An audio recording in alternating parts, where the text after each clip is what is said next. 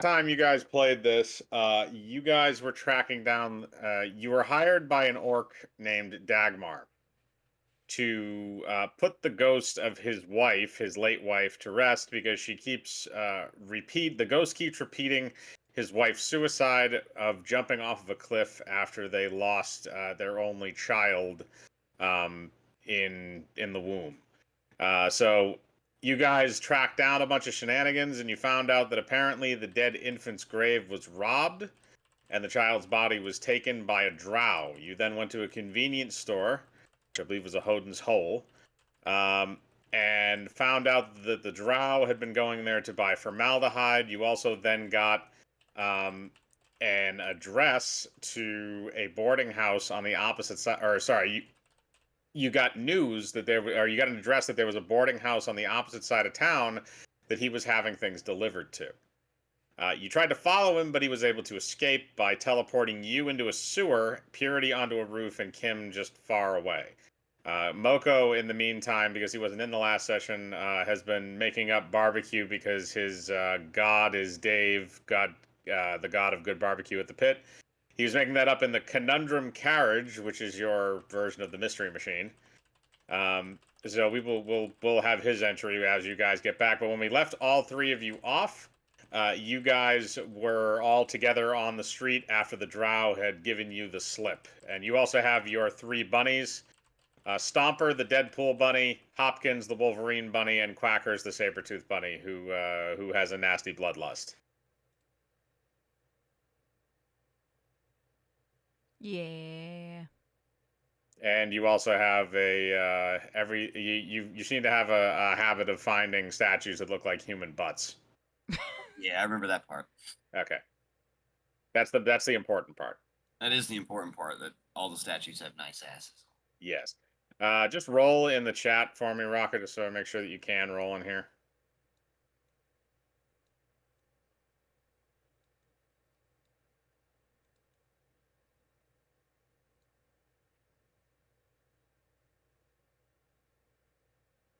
Or roll in Fantasy Grounds, I mean.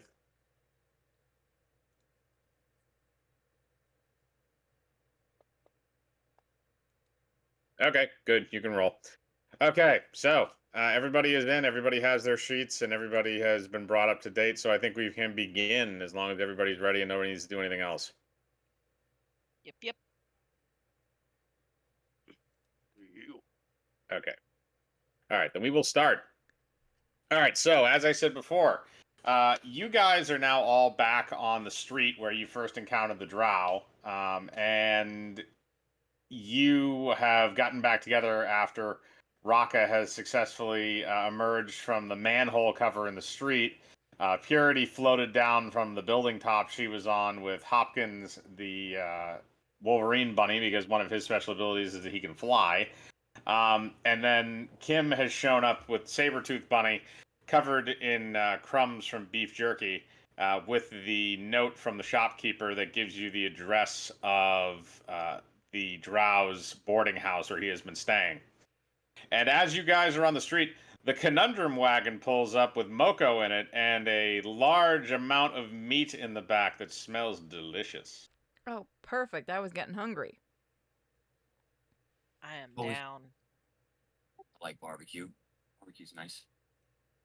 Moko, what have you cooked up for the crew? It is dealer's choice here. I've removed some fatty brisket Mm, because I am wearing my barbecue shoes. yes. Oh, Lord, So, Mike's going to make himself hungry with this one. so there is a massive amount of brisket on the meat smoker in the back there for you guys to enjoy. But Kim has the address. Should we eat first or should we eat on the way? I mean, we should eat first, and then we should put some in the sack to bring later, so we can eat later too. I mean, we can just eat and drive there. The bunnies can drive, right? You can have them drive if you'd like. I don't know how that's gonna go. I forgot who drove the first time. Well, do you want all three of them to try driving, or just one of them, or two of them? Guys, should we do the 3 men or three midgets in a trench coat? Move over. I'll fucking drive. All right, Rocka, Fine, roll I'll me a bring you ride your check. food. All right, roll me a ride check there, Rocka. It's funny. I don't have shit in ride either.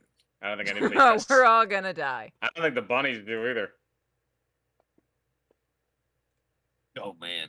All right, you You're got a getting pulled 10. over. All right, you got a 10. That's not that's average. So what happens is this, Rocka, I'm gonna say that as you're driving the wagon, they hand you a big they don't really have you guys don't really have like forks and spoons and plates and shit, so they just cut a chunk off of the brisket and hand it to you.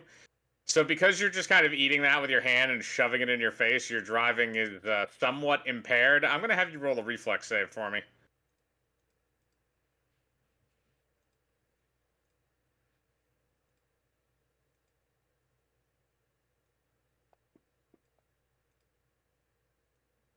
All right, it's a little bit better. I'm gonna roll just for the sake of going against that and see what. Okay, so that was a 9. Sorry, so you beat that. So Rocka, on the way there, you do have a close call, with a gnome that unfortunately was in the middle of the road, but you are able to swerve around him.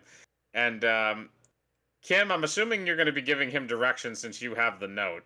Oh, Rocka. Yeah. When Yeah. you s- I'm just like poking my head out. It's like, okay, so you're going this way, and you go that way. As I swerve around that dude in the road, I just lean out and yell, like, fucking putz, watch where Oh you're no, I was going. gonna tell you to throw one of your holy Bibles at him. I will. All right, roll me Hit a him in the dex head check. with a Boston Raw Bible. All right, roll me a dex check.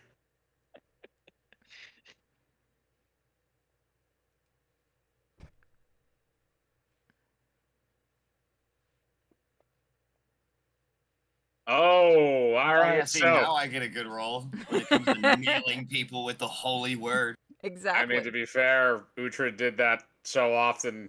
I think if I remember correctly, I said in the post stuff for season 2 that he had to give at least 5 people an hour a concussion with a Bible, otherwise he was not doing his holy duty. All right, so Raka, you swerve around the gnome, and as you swerve around, you yell at him about the holiness of Basam Ra, and then throw a Bible at him, drilling him in the face. I'm rolling a d20 to see if he's knocked unconscious. He is indeed knocked unconscious. So the Bible wings him right in the side of the head, right in the temple. His eyes roll back into his head and he falls over on the cobblestone street face first. As you drive by, you look behind you quickly and see that he does not get up. I just kind of shrug my shoulders. He's got to reset with the word. He'll wake up. I was He gonna was go to this slain little in the board. spirit. I'm gonna go He's over to been this little saved. board inside the wagon and just put a mark for him. Like, yep, got another one.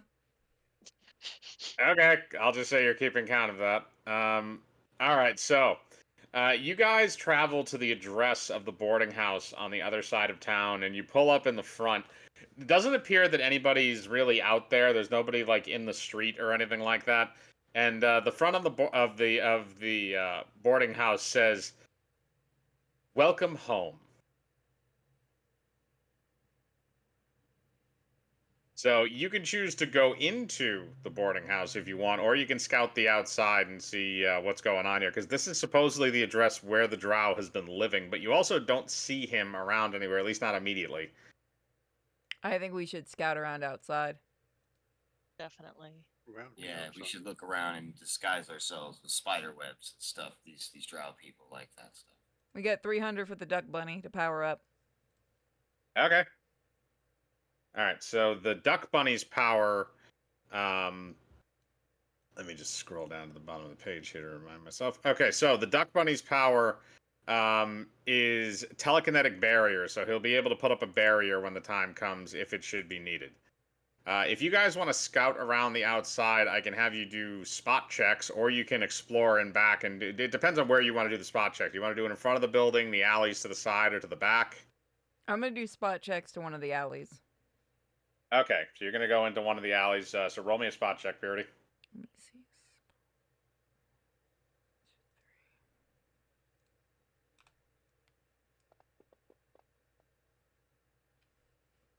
All right, that's a 15. Anybody else want to go with her? Anybody else want to do spot checks in the front of the building? I will do a spot check on the front. Okay, Kim, you can roll for me then. Just let me know what you roll, because I know you're using the Google Dice bot. Yeah, I didn't get a good roll. Let me see how much I add to that.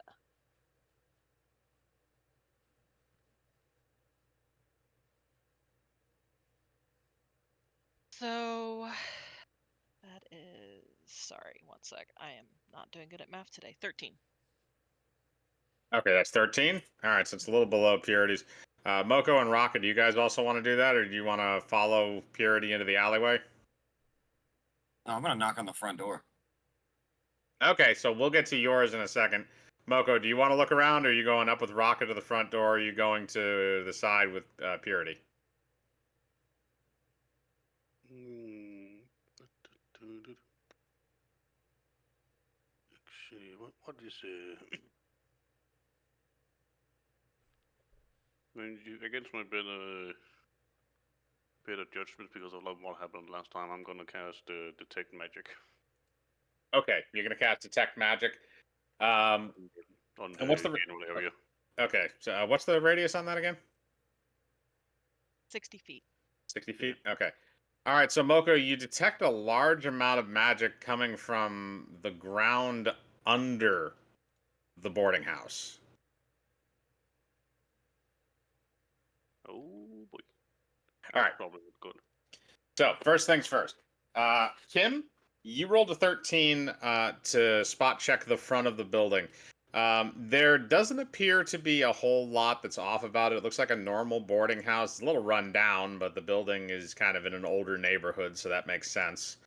Nothing really out of the ordinary. Purity, as you're going around the backside, again, it looks like a normal alleyway, but you do see a bulkhead that appears to be leading down into what would be the basement of the boarding house. Raka, you are going to go up and knock on the door. So you knock on the door, and after a few minutes, a portly dwarf woman opens the door. What do you want? Hello there, beautiful. You have a moment to speak about our Lord and Savior, the Boss of Ra. I heard I told you people, don't come back here with your pamphlets and shit. Pamphlets? I am offended, madam. First of all, I have the word, and I'm going to pull out one of the books. Does this look like a pamphlet to you? There's about 500 pages in here. Hard work. I don't think I've read anything that's more than 2 pages in my entire life, laddie. Then what are you complaining about pamphlets for? Tell you what, just read the first 2 pages of this. It'll change your whole life. All right, give me the book. Yeah, he's going to hand her the book. He's also Yep. going to pull a little bit of Moko's brisket out of his pocket. He's just like, a little consolation as well. Try some. Oh. All right, so she very quickly takes the brisket from you and then shoves it in her mouth because she's a fat, disgusting person. And then she opens up the first 2 pages of the Bible are blank because most of the pages of the Boston Raw Bible are blank. I told you, it's a very compelling book. The word is the word. Does this mean I can do whatever I want in your religion? Oh, no. There's only like a couple of rules. And he's going to flip through the first couple of blank pages to the one page that actually has shit written on it. You actually have about 3 or 4 pages with stuff written on it now because of all the stuff that's been added over the course of season 2 in the Scribes of Bossum Ra. So there is a little bit there, but not a whole lot. All right, well, I'm going to go and flip to the page Uhtred put in there, which was the don't start none, won't be none page. Okay, you do that, and she reads what she can of it. It is in common, but she is pretty stupid. So she reads that. So what do you want anyway? Are you trying to convert me? We're actually looking for a infant child. We Bossum Ra people don't look at conversion as a job. It mostly just happens when people find out how awesome the faith is. But I'm actually looking for a child. You know, he might be about this tall. Puts his hand like way to the ground. We don't got any kids here. Look. I know your people are small yourselves, so kids might blend right in among our kind. But he would be bald and have a very high-pitched voice. Probably very little facial hair. We don't have any kids here. I have 4 boarders. What about 3 of them are dwarfs, and one of them is a filthy drow who lives in the basement. that lady? How can I see that lady? The filthy drow that lives in the basement. You know, I like you. We always refer to drow as women, even though some of them aren't. Yeah, Cedric's gonna give her a grin. All right, I want you to roll me a bluff check just to finish this off. You don't have to roll very high. I'm going to say it's a DC 10. Well, bluff tends to be one of my specialties. Shocker. Watch me roll a 1. That's what I'm waiting for since you had to open your mouth. Fucking almost. Jesus Nope. Christ. All right. You rolled a 14, so that beats the 10. So she's a. All right, if you want to come see him, you can come see him. Come on in. Well, your other two friends that are standing out front, do they want to come in too? Yeah, Cedric's gonna look back at Moko. And what's her face? I forgot her name. Kim.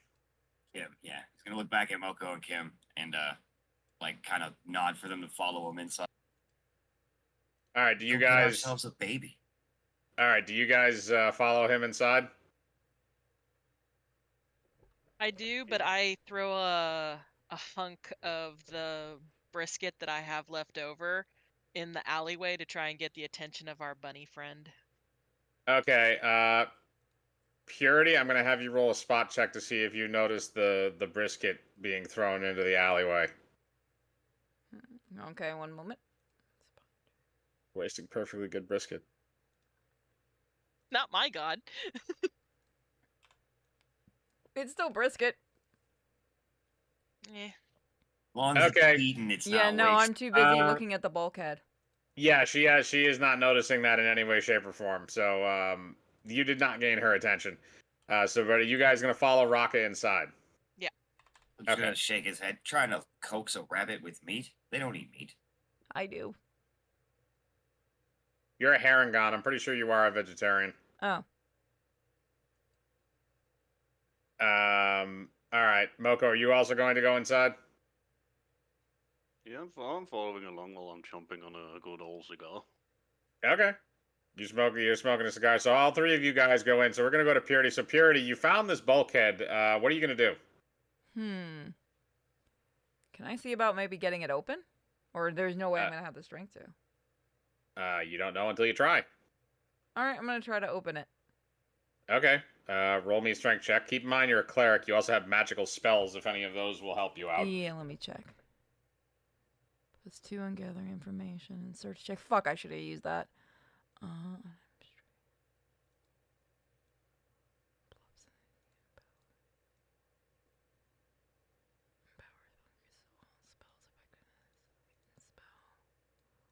Click and spell.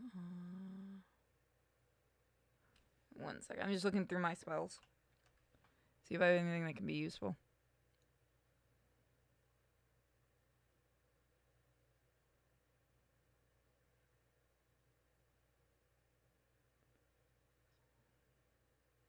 I don't think I have anything obscuring mist. Nope. Okay. So just is this so I'm doing a strength check or a strength If roll? you're just trying to pull it open, then yes, you would do a strength check. Damn.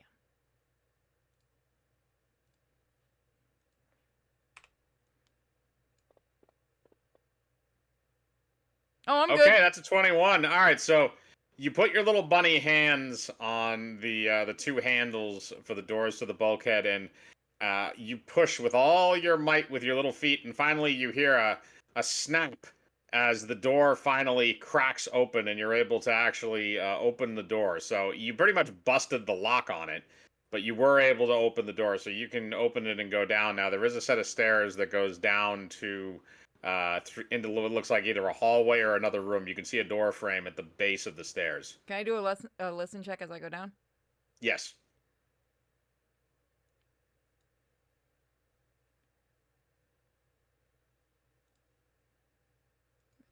I think that's a 6. 18. As you go down, you start to listen. You hear what sounds like a bubbling noise. But other than that, you don't hear anything. There are some footsteps that appear to be going through the upstairs, which you don't necessarily know it yet, but those are the guys that are kind of moving around up there. But other than that, the bubbling noise is definitely weird. I'm gonna be cautious as I go to the door. Is it open or closed? It's just a doorway. There is no door. Oh, okay. So I'm gonna peek in. All right, you peek in. You have dark vision, I believe, as a Harangon, so I'm not going to make you roll to spot anything unless you want to roll to spot anything specific. But as you look in, you see kind of a messy, disheveled room. There's a bed, a bookcase, a trunk. Nothing that really looks necessarily out of the ordinary. And there's Alright. also a staircase leading up to the first floor. Alright, I'm gonna go into the room and search. All right, you're going to go into the room, but as you go into the room, we're going to go back upstairs. So as we're going back upstairs, Raka, Moko, and Kim, you guys are following the landlady inside the house. Well, you see here, the Drow's been living here for a few months. Do you know him? Are you friends? Friends? I guess you could say something like that. Does smell like he's been here for about 5 years, though. Oh, it's only been a few months, laddie. It smells like 5 years. Just saying. It's because of they live underground. It's the same smell we have with the deep gnomes. Not a good smell. No, kind of like sulfur mixed with feces. We need to fix that.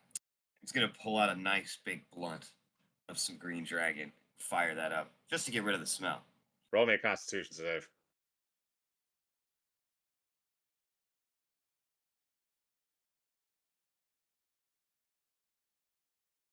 My con sucks. Oof. All right, that's a 10. That's average. So you're baked. You're very baked, but you are not passed out on the floor drooling all over yourself baked. Does anybody else want to take a hit while he has the blunt? Are you willing to pass that around? Shoves a piece of brisket in his mouth. Yes, you shove just the massive amount of brisket in your face. There is many brisket. Much brisket. All right. So for passing the blunt, that means if anybody wants to take a hit, Moko and Kim, you will have to roll Constitution saves. I'm busy just eating my, smoking my already lit cigar. All right, so you're gonna smoke a cigar. Kim, do you want to hit off of that thing? No, I don't think she would want to take that. Okay, so she's not gonna take that. So Rocco's just gonna keep puffing away. Moko's got his Fine, cigar. more for me, bro. Mm-hmm.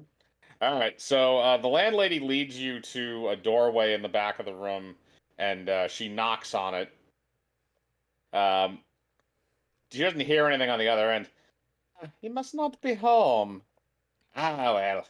You want to stay up here and have some tea and coffee and smoke that blunt a little bit longer? He should be back soon.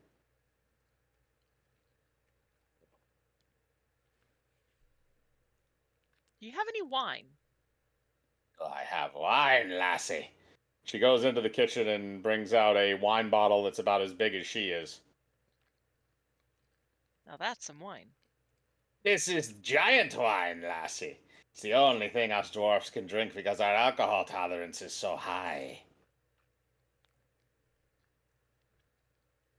Well, if you'd be willing to share some of that. So she goes and she gets like a 1 gallon jug, like one of those like whiskey jugs. She pops the cork out of the wine bottle and then fills the whiskey jug and hands it to you. Thank you very much. Chug, chug, Don't chug, worry. chug. Don't worry about it. She then begins to chug the wine straight out of the bottle. Since the other two are busy smoking their stuff, I likewise start to drink Roll me. deeply of the. Okay, roll me a Constitution save. Okay. I can find my. There it is. Okay, that plus con save. Sorry, I'm not used to doing this. Is it the ability modifier? Yes. Okay, so I have 12 In the ability modifier or in total? total. Okay. So you rolled a 12. So again, a little above average. You're you're tipsy. You're definitely you've taken a bit in, so you're definitely feeling it very much. But you still have plenty left if you would like to continue. So while you guys are all getting inebriated, um, so right now Kim is kind of getting drunk with the landlord, but Moko and Raka, you guys can freely look around if you want, or rather, you can look around inconspicuously. I'm gonna like look around for like nappies and stuff, like baby diapers and shit Okay. for evidence. Keep in mind that as far as you know at this point, he's stolen a corpse. Oh yeah. Now I'm still gonna look for it though. Why steal a Okay, corpse? roll me a search check then.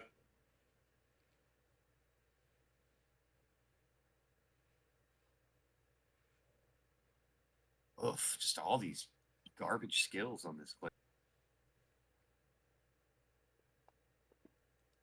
Yeah, I don't find shit. No, you're just the weed smoke is obscuring your vision to the point where you don't really find anything. You find a magazine called Gnomes Unlimited. Just It gonna is look at hey, starts flipping through the. Oh god, just throws. the landlady looks over to you. Oh, turn to page 26. Turns to page 26. You see a centerfold of a deep gnome in a very compromising position with a minotaur. Eef. No standards at all. They're deep gnomes, laddie. If they had standards, they wouldn't be in that magazine. What? That's a fair point. I like you. Like you. You got some spunk. My name's Geraldine. I'm gonna write a song, Geraldine. Okay, you can write a song. All right, we're gonna go down to Purity now, and see what's going on in the basement. So, Purity, you wanted to search the room in the basement? Yes. All right, roll me a search check. I feel like it's a very good thing that I'm not up there. So I get +2. Why? Nobody said they wanted to have sex with a rabbit. Not yet. I just feel like there's going to be a lot of fuckery and not a lot of. God damn it! Okay, That so here's what fucking I'm gonna. roll. All right, so here's what I'm gonna have happen. So you rolled an 8, so you don't really find anything. You just find some like dirty underwear and stuff. But as this happens, because you hopped down there and broke the lock, you see that Wolverine Bunny has floated down the stairway and followed you there. Hello there. What is happening down here, ma'am? What do you need some help? Will you help me look around for anything? Certainly. All right, so Hopkins is going to roll a search check to see if he can find anything. I was thinking of asking. Damn it. We both Oh, suck. actually, sorry. Hang on a second.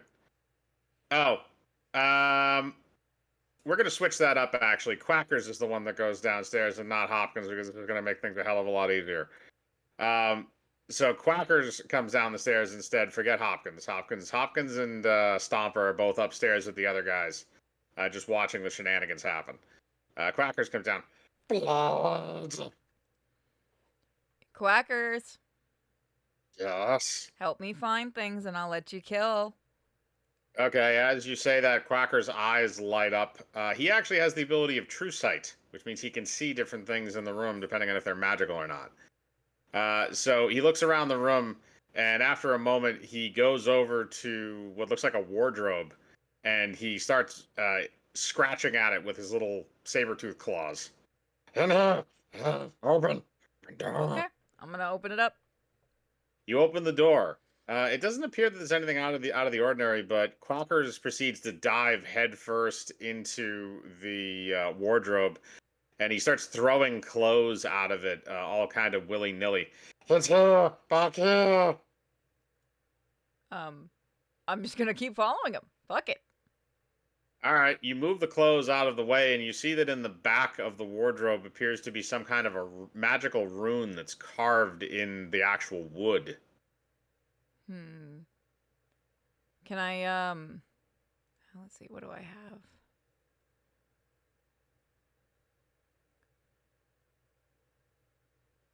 Purified. Oh, can I use detect magic to see if it's try to Yes, you figure out can. what the magic it is? Okay.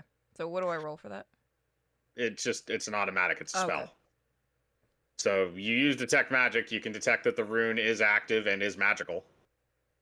If you want to find out what it actually does, you have to roll spellcraft. Okay. Let me see what my spellcraft is. Fuck, not that. Oh, this is gonna go terribly.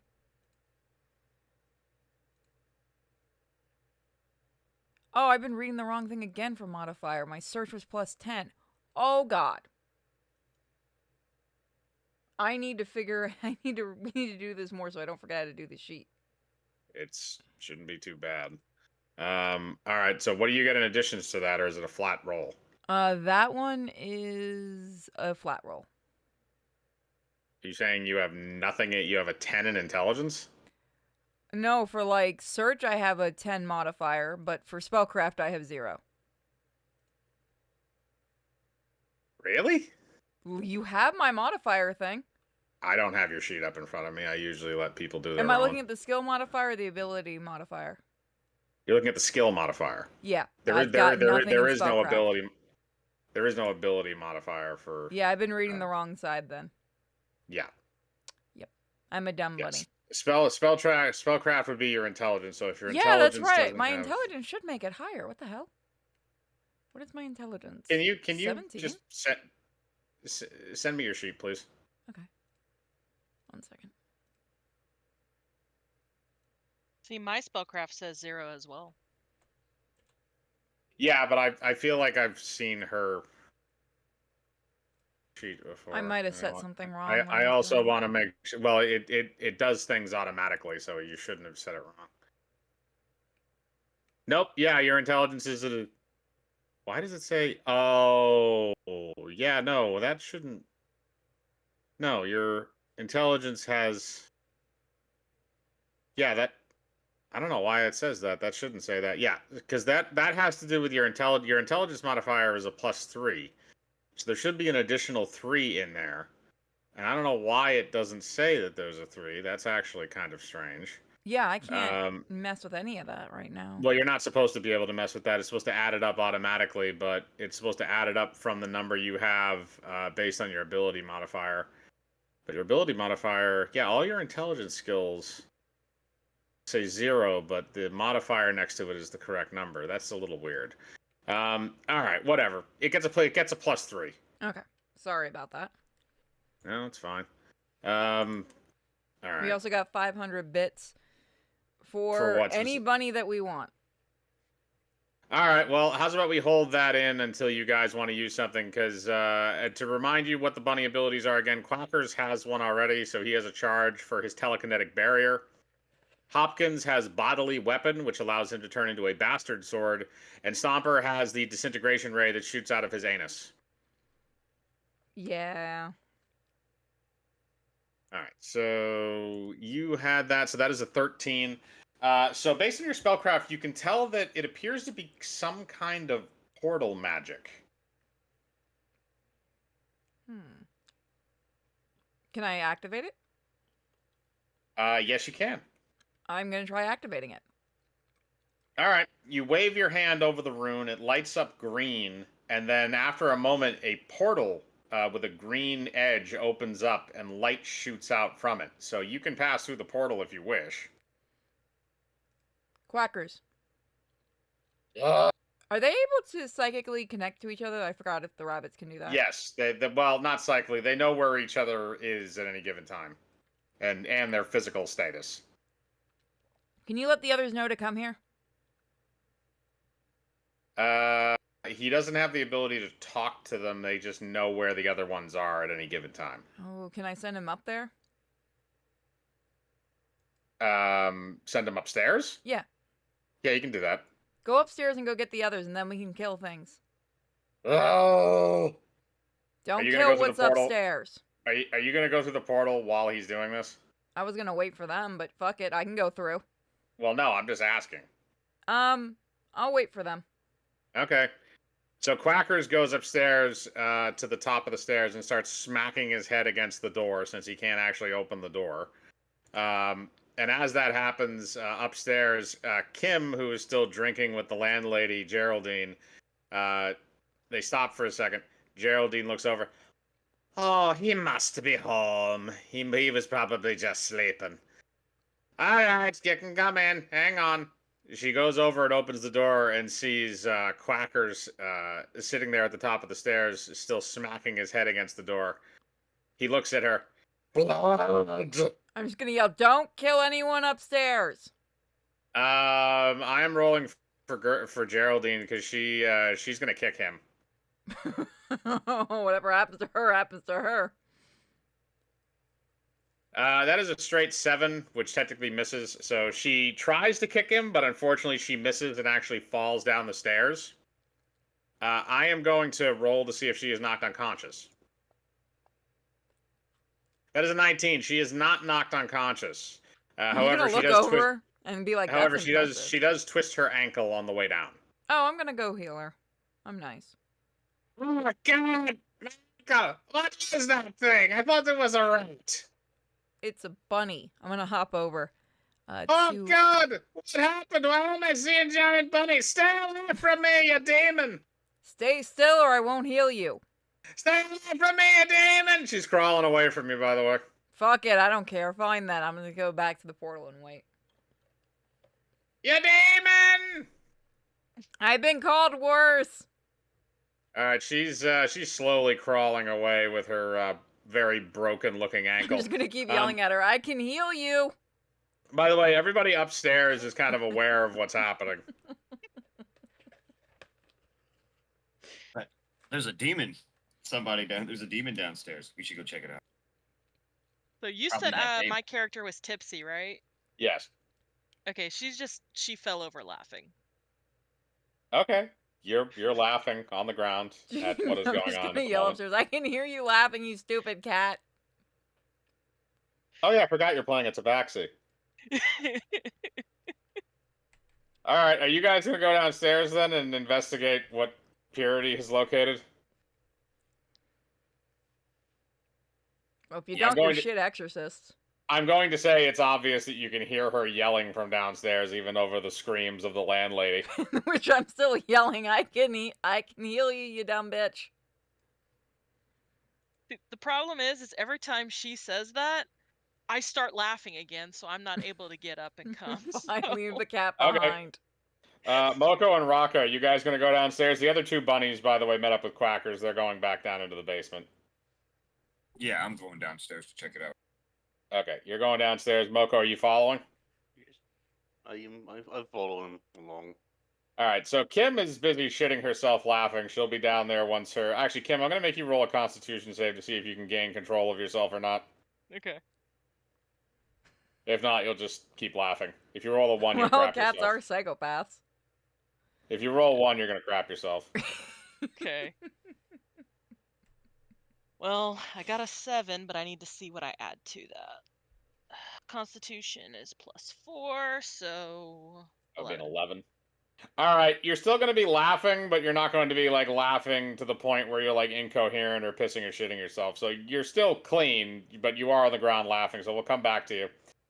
So the other two guys go downstairs and find Purity, along with the landlady who's crawling towards the stairwell that leads up to the bulkhead. And she obviously has a very broken ankle. She's screaming that she sees a demon. And you also notice that there is a glowing green portal coming out of the back of the wardrobe in the room. She's gonna look at the other two. Hi, guys! This dumb bitch won't let me heal her. What did you do? What is that green portal? Where does it go? Technically, I didn't do shit. A certain psychotic bunny did. Bunny duck. I found the portal, though, and I'm guessing this is leading to where we need to go. Where's the cat? Is she still laughing upstairs? Yeah, she's upstairs laughing. Was there I would catnip in heal that this stuff? lady, but I don't have any healing spells. She won't let me heal her. Demons! Yeah, we've been over that. I'm a demon. You want to get healed or you not? You don't want to get healed. She is not paying attention to you. She is crawling for the stairs to the bulkhead. Here, what I can do is I'll go ahead and cast my remove fear. Okay, you're gonna cast Remove Fear on her, so you do that, and she immediately becomes coherent. Oh, God, my leg! You want me to heal you Yeah. now? Oh, why is there a bunny person here? Who are you? Hi. There's a drow that lives here, not a bunny. I'm helping him. Well, just heal my leg. Alrighty, I'm gonna hop over and heal her. Okay, you hop over and you use your what is your healing spell? Cure moderate wounds. Okay. You use that on her leg. It regains enough limberness, I'll say, to not be broken anymore. So you've healed her leg so she can walk around now. What is going on here? Why is the bulkhead door broken? What are you doing in the basement? So your tenant is stealing baby corpses. Ah, damn it, I know it. Drows just kind of suck, don't they? Yeah, because eventually they just turn into driders and then you gotta clean up all the spider webs that leak out of their butt. Ew, yeah. Well, we're gonna stop them. Good luck! Thank you. I'm gonna head through the portal. Alright, Kim, I'm gonna have you roll another constitution save to see if you can stop laughing upstairs. Okay.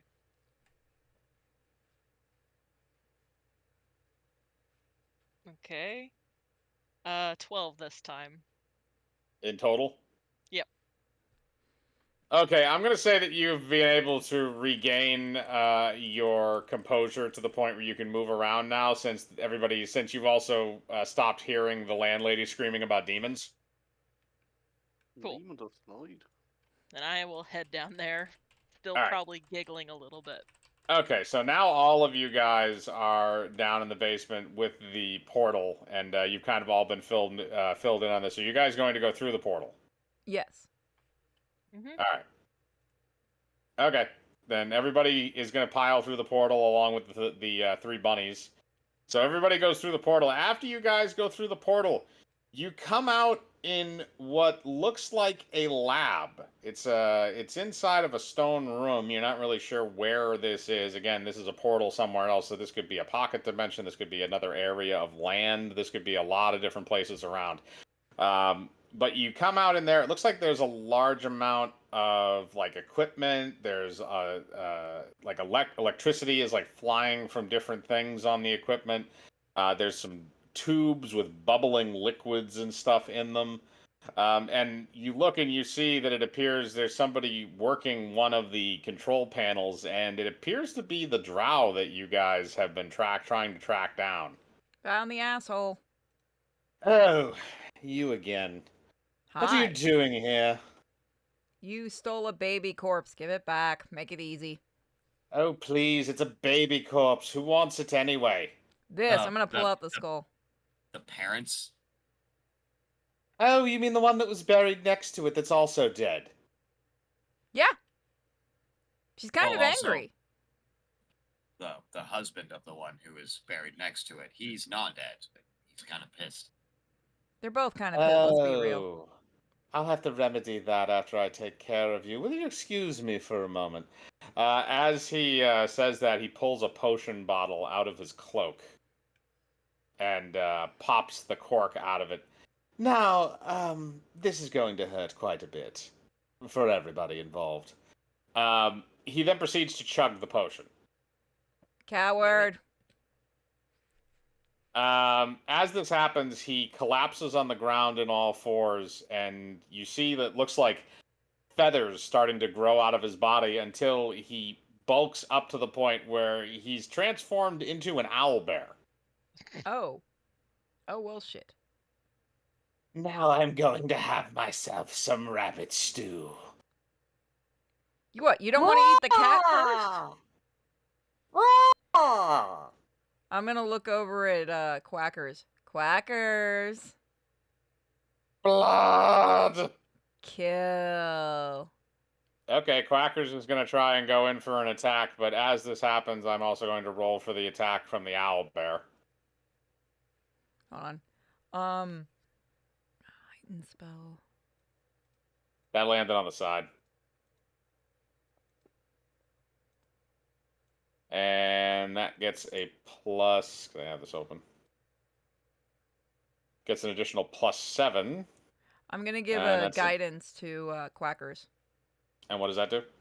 +1 on attack roll, saving rolls, or skill check.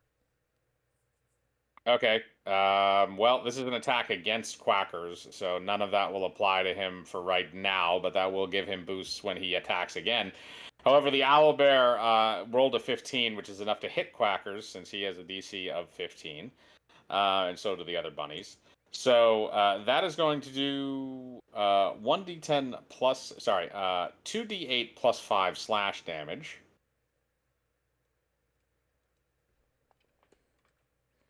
So that's 7 plus 8 is 15. So that's 15 damage. So as Quackers jumps up to try to attack the owlbear, it very nonchalantly uses one of its paws and smacks him out of the way. He flies and hits the wall and lands on the ground in a heap. Now, are you ready to die, or will you leave me in peace? I'm not ready to die, but I'm not gonna leave anybody in peace. I'm gonna cast protection from Protection from what? Sorry. evil. Okay. I believe that's specifically for spells, isn't it? Hold on.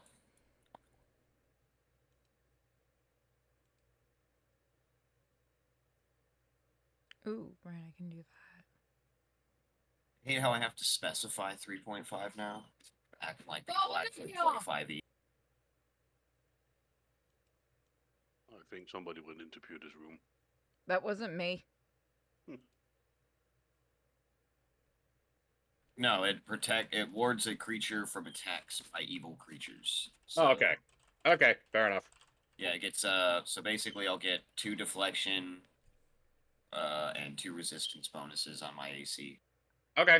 All right. So you cast that. So now since Quackers has kind of begun combat, you guys can roll for initiative against the drow / owlbear. Okay. We're rolling Night. for who attacks first? Yeah, that's what initiative is. Okay. You also have an initiative bonus, which should be on your sheet. Clerics suck, Oh, initiative bro. bonus. I I have didn't even 0 check to my that. initiative. Is that possible? Yeah, Yes, sure it is. is. Oh, I've got Yeah. a +5. Okay. I had a +3, so I rolled a 12. Why did you roll? Why did you roll 9 d20s? I didn't do that. Yes, you did. It I says you just did. clicked back into the program. I don't know Oh, what the fuck okay. just happened. That's weird. Okay. So Kim, what did you roll? 10. 10? Okay. And the owlbear gets, well, technically, because it has that, it gets +5, so it's a 15. So it'll be Purity, then the owlbear, then Kim, then Moko, then Raka. And I'm also going to roll for the 2 duck bunnies, which are straight rolls. Oh, okay. They roll a 20 and a 16. So I'm just going to copy down the order here so I have this. Oh, I see what happened. I know what's going on. Can I get rid of that? Clear shot. There we go. Yeah, it glitched into putting something at the bottom. Okay, so Purity, you said you get a +5 to that, or Yes. +7? Plus Okay, 5. so it's gonna go Purity, then hang on. I just want to make sure I have this order down correctly. Okay, so it's gonna go Pure.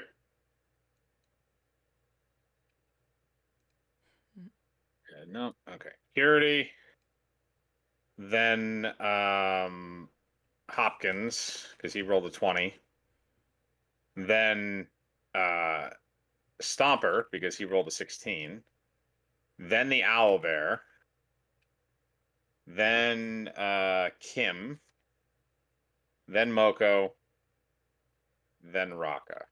And Quackers will go at the end because he, assuming he's conscious. 1, 2, 3, 4. Okay, I think that's everybody. All right, so Purity, you're going to be able to go first. Okay. So I can't use hold person on him. What are my weapons? Let's see. Okay, I have no weapon. All right. Give me a moment.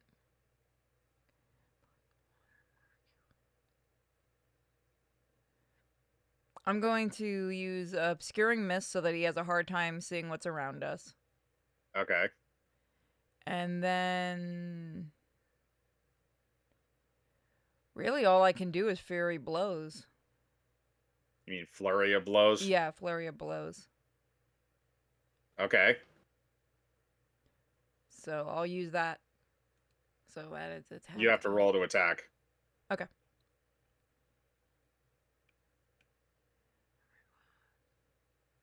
Let's see, where's my attack?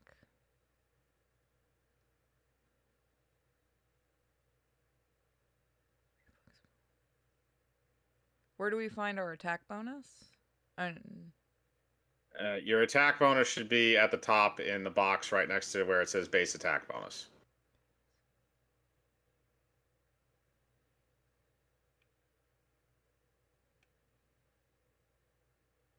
There it is. Damn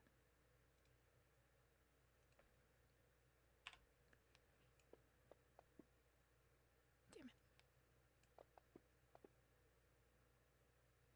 That is a 13. That will not hit.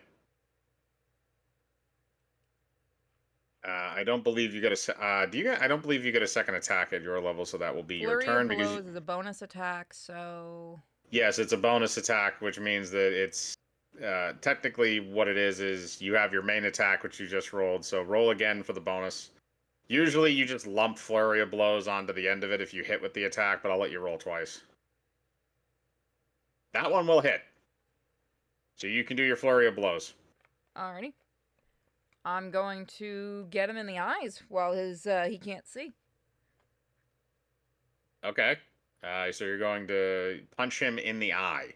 Yeah. So all right. So roll me damage then, because you did hit. And since it's an aimed attack, that will also crit. Oh, I didn't write how much blurry. Oh, fuck. Hold on, I gotta look up how much that does. Let me do it. Hang on. Thank you.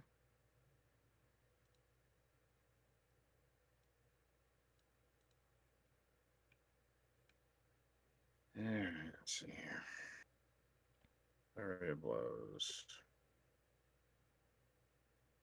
Flurry of blows. Yeah, -2 penalty. Okay, flurry of blows, expensive accuracy, attack bonus. Flurry of blows, attack column. Yeah, that's not.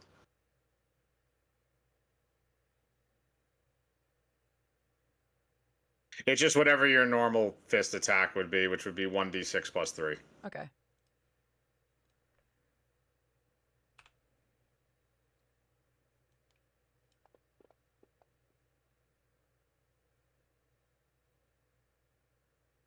Okay, so you do 5 damage, but since that will also crit because you're hitting him in the eye. So you basically go up and you poke him right in the eye with your little rabbit paw, which does 10 damage. So that hurt, and it kind of you hear like a little caw come out of. Oh, oh, my eye! It stings. It stings. You deserve it, like, asshole. I'm going to eat your head. If I had $1 or gold coin for every time I've heard that one. All right, so now it's going to be Hopkins' turn, and he has his Wolverine claws. And also, remember, you guys have the special abilities that you can use for your different, for both of, or well, technically all 3 of the Duck Bunnies, although Stomper does have a charge already.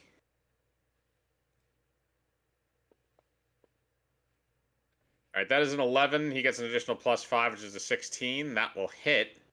That is for Hopkins. He's using his Wolverine claws, which are going to give him 2d8 plus 3. So that's 9 plus 3 is 12. So he does an additional 12 damage to the owlbear. So he's just kind of like, he's hovering on the back and he's like scratching the shit out of him with the claws. Oh, there, yes, yes, right in the back, right in the spine. Yeah. Good job, Hopkins. Not out of you. All right. Now it's going to be the Deadpool bunny. And would you like to use the charge on the Deadpool bunny since he has the disintegration beam that comes out of his butt? Hell yeah, let's do it, guys. Let's give it to him. Yes. Okay. I'm going to roll for him to hit. Okay, unfortunately, he gets a +5 to that, but that is not going to hit, so he's going to miss with the disintegration ray. So what I'm going to do is I'm actually going to roll to see what he hits with it. I'm going to roll a d20. 1 second, I gotta go back. Yeah.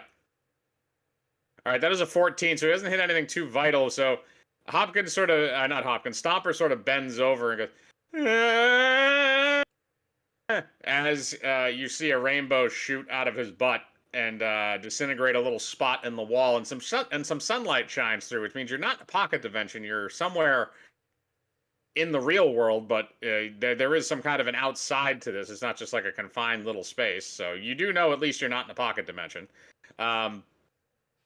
So he misses. Hopkins is busy scratching his back furiously. And now we're gonna go to. It is the owlbear's turn now. Now the owlbear gets 3 attacks. So the first thing he's gonna do is get Hopkins off his back because that's really starting to annoy the shit out of him.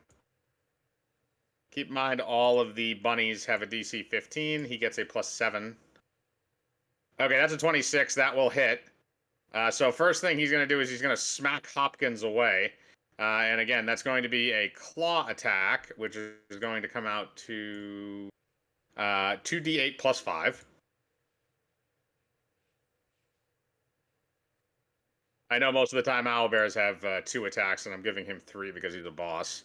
So that's 17 damage to Hopkins. So he kind of just turns around and just puts his hand up and smacks Hopkins away. So Hopkins flies and hits the opposite wall the Quackers hit, and he kind of slides down, so he's knocked away. And now he's going to turn his attention to Purity, because Purity is the one that unfortunately poked him in the eye. But it's going to be a little bit harder to find her. So what's going to happen is, since he's an owlbear, he does have pretty good vision and he has a decent sense of smell, which means he's going to take a -2 to this roll. But he's going to try and use his bite attack. Purity, what's your AC? My AC is 16.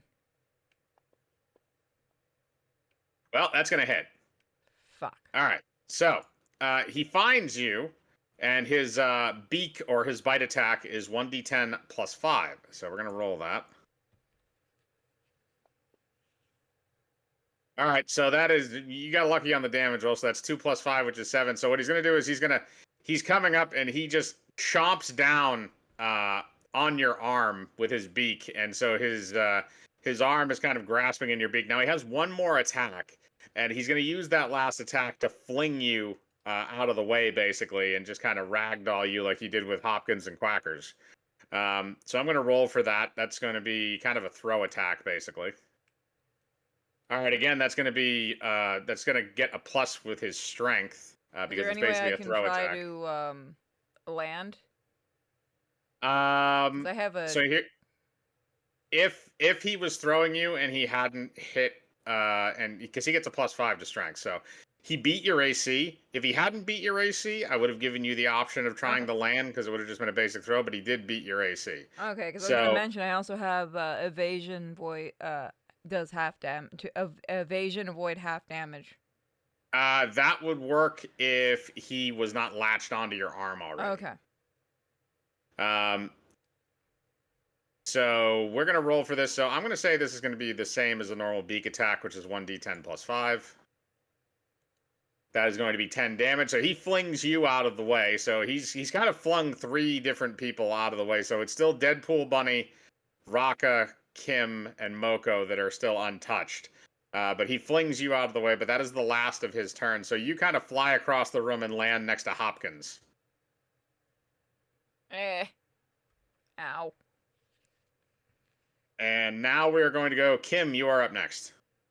Okay, I am going to use Summon Monster level 2. Okay, what are you summoning? I am going to summon a Celestial Riding Dog. Okay, you do that. And now, do I have to roll for the dog now for seeing what his initiative is? No. Usually when it comes to familiars, I just say they go right after you in combat. Okay, so I'll do his turn after I double check. I don't think I have a bonus action, do I? I'll count the summoning as a minor action if you want to take an attack roll. Okay, yes, then I will.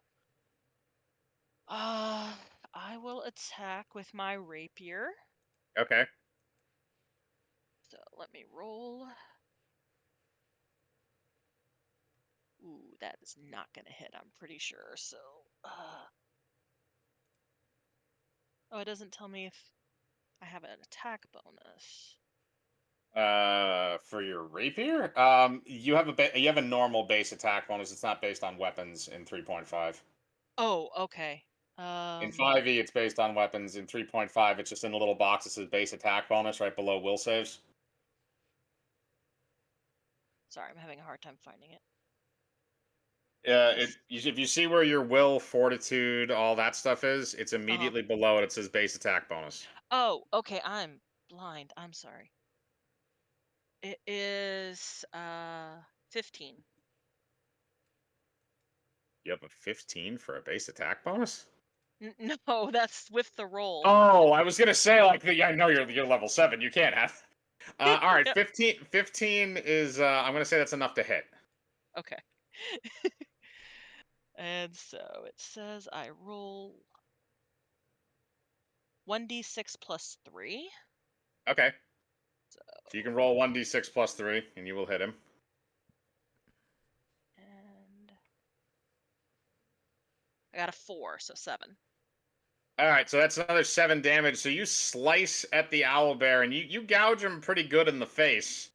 So he's not having a good time right now. You've done a decent amount of damage to him so far. Purity poked him in the eye.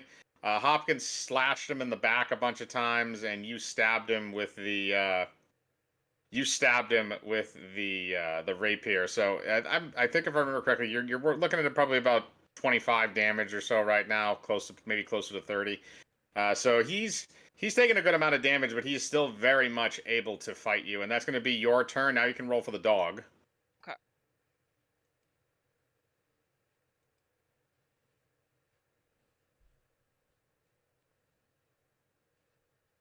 So, sorry, I'm seeing what the attack bonus is for the dog. That's a celestial dog. Yes. I think it says plus 3, so that is probably not going to hit. It's a 12. Yeah, that will not hit. Minimum of 15. So the dog lunges and misses the owlbear. Now we're going to go to Moko. I'm gonna cast something that should have been cast really, really long ago. Okay, what are you casting? I'm gonna bestow curse on the beholder. You're going to bestow curse on him. Okay. Yes. It gives him a -6 to his strength score and Yep. -4 attack rolls. -4 on attack rolls. Yes. And Okay, save. that means as long as he is in the mist, he's going to take a -6 in total to attack rolls. Yeah, but apparently also his attack rolls, saves, and checks are 50% chance losing each action. Okay. All right. Plus the -6 strength. Okay. Yeah, and that -6 is going to take his strength to a -1 in total since he has a +5 to his strength currently. So all right, so you do that. That is a powerful spell. So you just kind of see the owlbear just sort of like shrivel up a little bit. Like it gets smaller, it gets a little bit more feeble. Like it doesn't seem like it has as much like oomph to it. You didn't damage him, but yeah, like you said, you basically just took away a lot of his advantages that he had in the fight, which is really the strength of using a cleric. Rock, are you back? He said he had to go to the bathroom, so. Yep, I just didn't know if he had come back and didn't say anything. Maybe So we how's can. about this, just for the sake of time? I'm gonna roll for Quackers to see if he has regained his composure after being swung into the wall. So we'll see. We'll see how he's doing right now. If he'll have his turn. He rolled a 1. He is still very dizzy, so he will not have a turn in the when he comes up because he's still going to be pretty dazed. So why don't we take a quick break until Raka comes back? I'm gonna grab something to drink real quick. Anybody needs to go to the bathroom, go for it now. Yeah, I'll head to the restroom. Be right back. Yep, yep. Everybody take your bathroom breaks and stuff, and then when Raka gets back, I'll do his turn. Alrighty, I'm gonna check donations.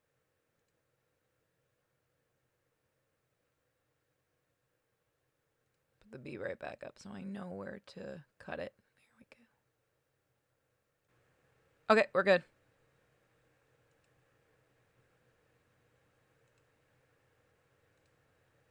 Whenever All we're right. So on what Purity. are you doing, Raka? So far, what's happened is Purity has made an obscuring mist, um, and poked the owlbear in the eye. Hopkins slashed him in the back a bunch of times with his little Wolverine claws. Kim stabbed him in the face with a rapier, and Moko put a curse on him. All right, so I'm gonna cast Doom on him. All right. Do you want me to? Can I give him? What's it called? Heightened Buffs? No, spell? you can do that. No, you can't do that. You can do that on your turn. Oh, On your okay. turn. So you're gonna cast Doom. Right. Okay, hang on a second. And that does. It So- suffers a -2 morale penalty to attack rolls, damage rolls, ability checks, skill checks, and saving throws. Okay, so basically you just added on to what Moko did to him, which is just making all those things that much worse. So yeah, you've Power essentially of the Blossom Rock compels you. all right. So yeah, you basically just like crippled him more. All right, so Hopkins, or sorry, not Hopkins. All right, so you did that to the owlbear. So I'll say that is your turn. So now it's going to go back up to the top. So Purity, it's your turn now. Okay. So I'm gonna try to do. I'm trying to think of what I can do to this thing.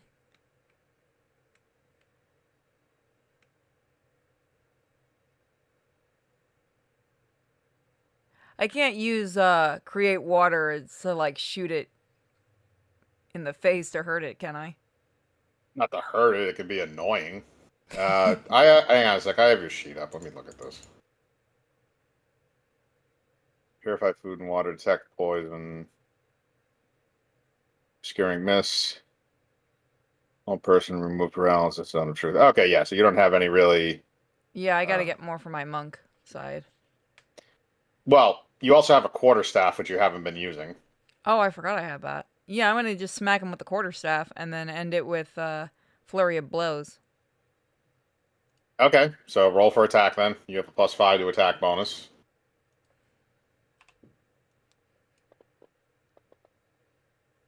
Damn it, almost 17. That is enough to hit. Do I have to also hit for flurry of blows or? Um, I'll say no, because you hit with the quarterstaff, so you're going to be within range anyway. Okay. So your quarterstaff is 1d8 +3.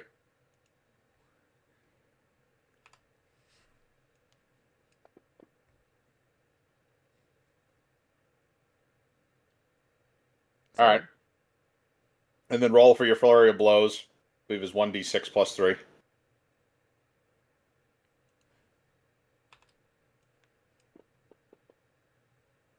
Nice. All right, so in total, that is going to be 13 damage. So you're smacking the shit out of him. You basically walk up with your quarterstaff, and you're just kind of going back and forth, just smack, smack, smack, smack, smack, smack.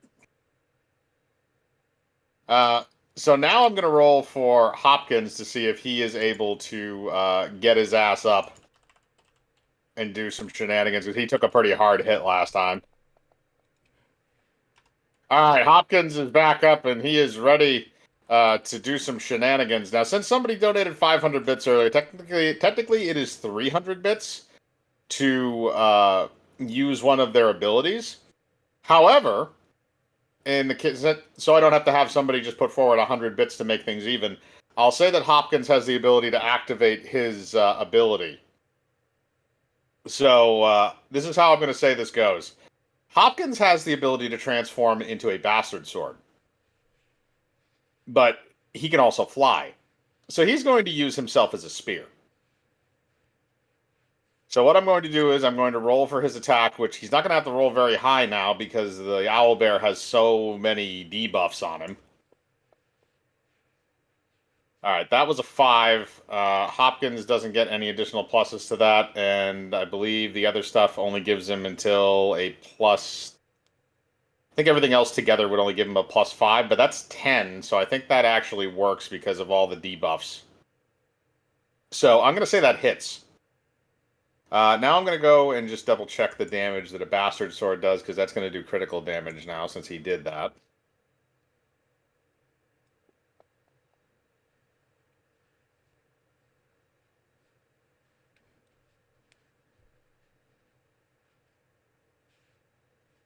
And 3.5.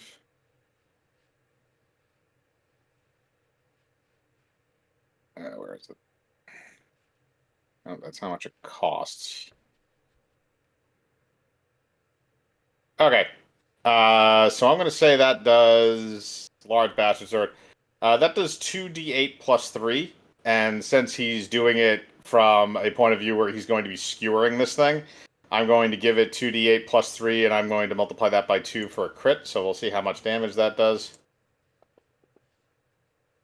4 plus 3 is 7, crit is 14. So what Hopkins does is he aims himself at the owlbear while Purity is busy smacking it in the face, and forms himself into a bastard sword. As that happens, he flies towards it and skewers himself in the owlbear's side, doing 14 damage. The owlbear is not looking so good at this point. It's been smacked around. It's a little off balance. It's not doing amazing. It is now Stomper's turn. So Stomper is going to have to roll to attack, and then if nothing happens to him, then it's going to go down to Kim. All right, that is a 2, and even with the pluses he's going to get, that is not going to be enough. So Stomper misses, so it is going to go down to Kim. I am back, so... But isn't he next? Because I thought he was before me. Oh, yeah, sorry, you're correct. The owlbear is next. So the owlbear gets 3 attacks, and I'm going to roll to see how coherent he is. He might lose one of those. All right, that's a 7, which is going to be below a 10, and because of all the debuffs, that's not great. So he's going to not be able to get all 3 attacks. He's only going to get 2. So I'm going to roll both of these.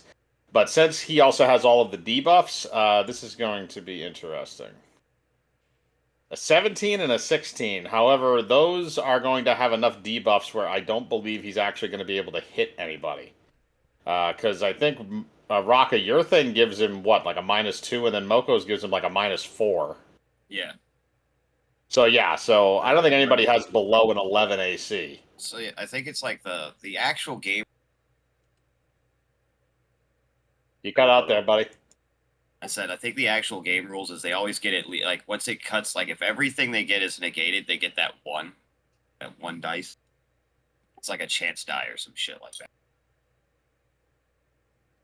Well, even that, I mean, they're only doing he can only roll up to, with those rolls the max he can get on the first roll is an 11 and the second one is a 10. So I don't think he's going to be able to hit anybody with that, because I don't think anybody else has an 11 or below for an AC. Let me see. So I know I didn't put shit in my AC. So. I know, but if you have at least 2 in Dex, then you already beat that. You start with 10, then you have your armor bonus and your Dex modifier. Yeah, exactly. But that's what I mean, is I don't think anybody has a base 10 or even an 11, so I don't think he's going to hit with either of those. Yeah, no, my AC is 12. So yeah. So he misses with both those attacks. He's just kind of flailing wildly. So Kim, it's now you. All right. I am going to take my rapier again and try and stab him in the face. All right, go for it. Ooh. Okay.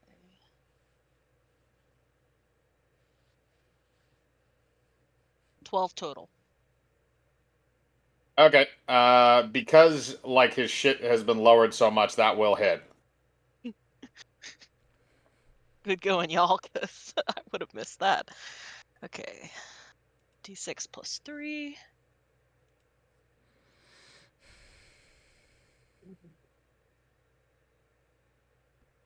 Six total. 6 total? Okay, so this is what happens. So Kim, you stab him again, and this time he falls backwards and smashes himself into the control panel that's behind him, one of those electrical bits of the scientific equipment that he has back there. And as this happens, the electricity from the panel actually shocks him, and he turns back into a drow now. Keep in mind, Hopkins in sword form is still stuck in his side, and he just kind of slumps over in front of the machine. It looks like he's unconscious. I'm going to say combat ends right now. All right. I'm gonna hop on over and look at the machine. Okay. Roll me. What do you want to do with the machine? Do you just want to look at it, identify it? Do you want to try and figure out how to run it? Yeah, Do I want to anything with try it? to like identify it or figure out how to run it. Roll me. Like Roll figure out what it intelligence. does. Roll intelligence. Okay.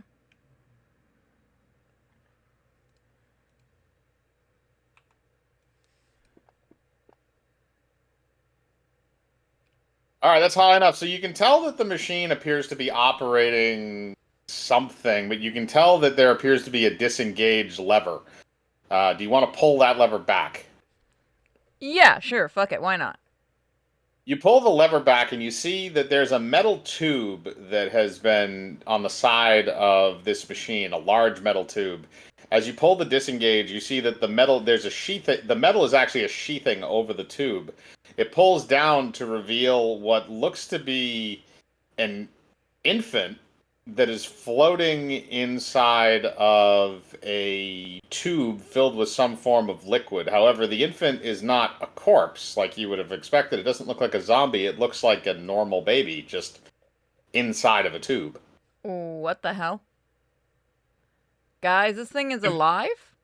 To be more specific, it does look like it has greenish skin and horns. Should we free it? I think we found our baby, guys. Get the skull. Oh right, I'm gonna take the skull out and hold it up to the baby. Does this look like yours? Okay. As you hold the skull out, you see that the it starts to glow with a magic, and the infant also glows with a little bit of magic. And you also see that the skull appears to have tears streaming out of the eye sockets, despite the fact it doesn't have eyes. Okay, all right, Mom, calm down. We'll get her out, or him. It is a boy. Okay, we'll get him out. Look, one of the others. Can one of you get that thing out, please? Is there a role for trying to understand the technology? I So would we I don't. would say I would say it's an intelligence check for understanding how the machine works, similar to what Purity just did. Okay. I will definitely do that, but I also send my riding dog to stand on top of the unconscious drow just to make sure that if he moves, he bites his face off. Okay, you do that. I will roll.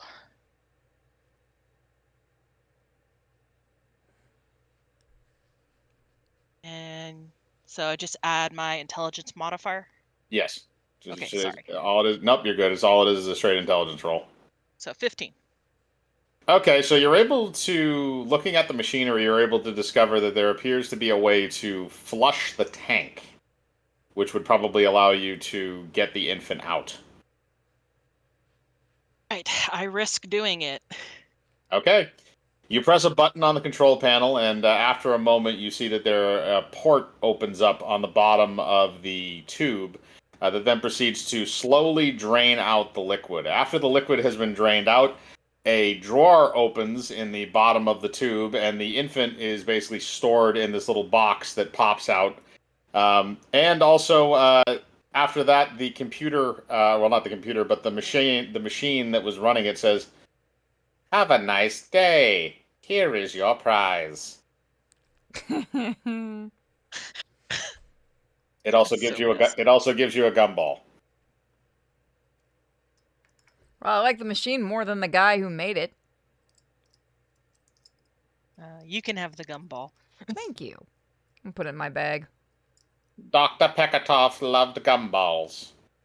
Pekatov, is that the drow? Yes. I am the magic machine. Your boss is a dick. Oh, Uh, he created me. Now that he is no more, well, unconscious, I am sorry, but I must die. I mean, maybe we can find a way to bring you with us? You start hearing a beeping noise. All right, guys, let's get this baby and go. Out, out, out. The portal closed behind you, by the way. We've got that wall. There is a hole in the wall. You can try and squeeze your way through that as quickly as possible before the computer explodes. Like, how big is the hole? That's the question. Well, it was from the disintegration ray that shot out of Deadpool Bunny's butt. So let's roll to figure out how big it is. That's a 19, so I'm going to say it's 19 feet wide. All right, fuck it, let's go. So is everybody going to run out the hole in the wall? I grab our sword bunny and Is anyone you got the box, right? I got box and sword bunny. Okay, good. I got skull. Let's go. All right, so you have grabbed the box with the baby in it, as well as Hopkins in sword form, which he thanks you. Thank you. Stomper grabs Quackers, and they in turn jump out the hole because Quackers are still not all there from getting smacked into the wall. Moko and Raka, are you guys also going to leave, or are you going to Yes. sit there and? Okay, you're going to leave, and Moko, you're going to leave, I assume, as well. Yep. All right, so all of you guys jump through the hole in the wall and escape. After this happens, I am going to roll for the explosion. 4, so it's not overly dramatic. Like there isn't a mushroom cloud or anything like that. But at the same time, you still see like all the windows. Like there's a few windows that are in the side that shatter and explode. The front door of this little like castle thing that you're outside of just flies off.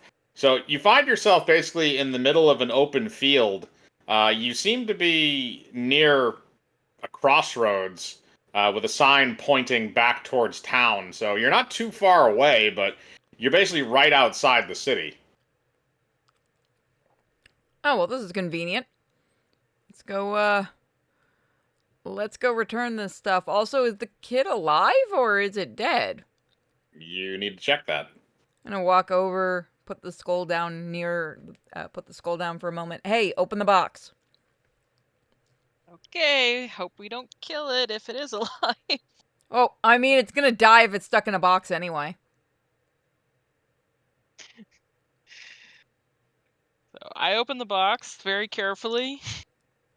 You open the box.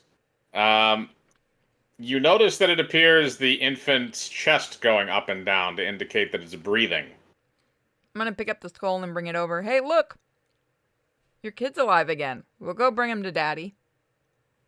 The same thing happens again where the skull has water streaming out of its face, even though it doesn't have eyes. I take out a blanket from my inventory and use it to wrap around the baby and drop the box. Okay, you wrap that around the baby and drop the box. You are now holding the infant. Also, I'm going to roll for this. All right, I'll say that's low enough. So as you wrap it around, the infant opens its eyes, and you see, after a second, and then immediately after that, it goes all over your face. Awesome. Yep. Please it's a roll kid. to make sure you don't vomit. That would be a Constitution check. Okay, Constitution. Well, it looks like I have a strong stomach because I have a 21 Oh, you rolled a 21? with my Constitution. Yep. All right. So you do not vomit back. However, you might need to clean yourself up on the way back to Dagmar's estate. Yeah, I'll just use Create Water. All right, you do that and wash your face off with all the orc tiefling vomit that's all over it now. I'm gonna go so take you- the skull back to Mama. Back to her All right, grave. so you're going to return the skull to the graveyard. Yeah. Okay, so here's what I'm going to do.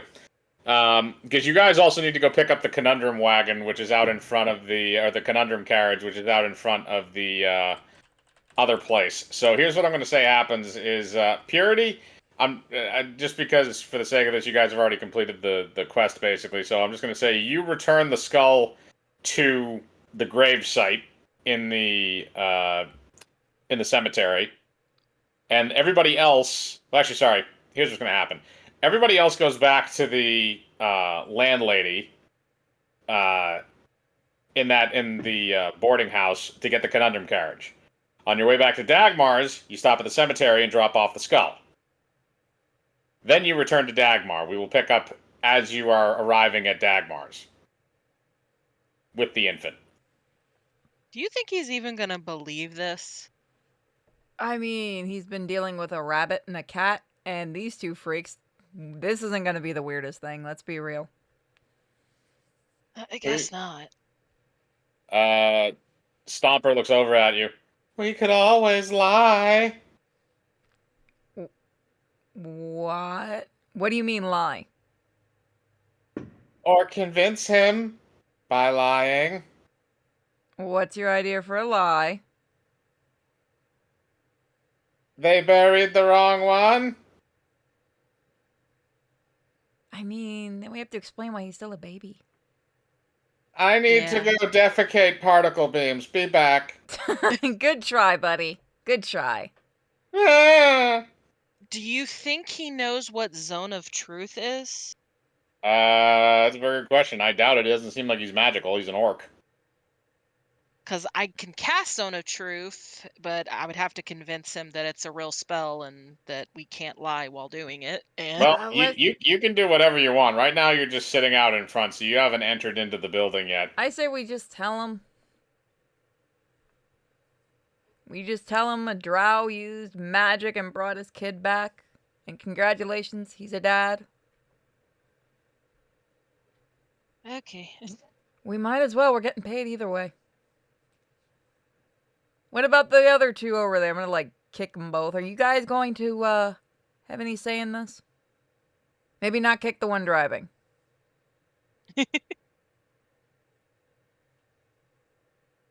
Raga, Moko? I mean, I'm too busy, carving meat for the next barbecue to really care. That is true. He is preparing meat on the grill/barbecue that is hooked onto the back of the conundrum carriage. More like a really big smoker, but yeah. Yeah, same difference. Well, different difference. I've still been smoking that blizzy.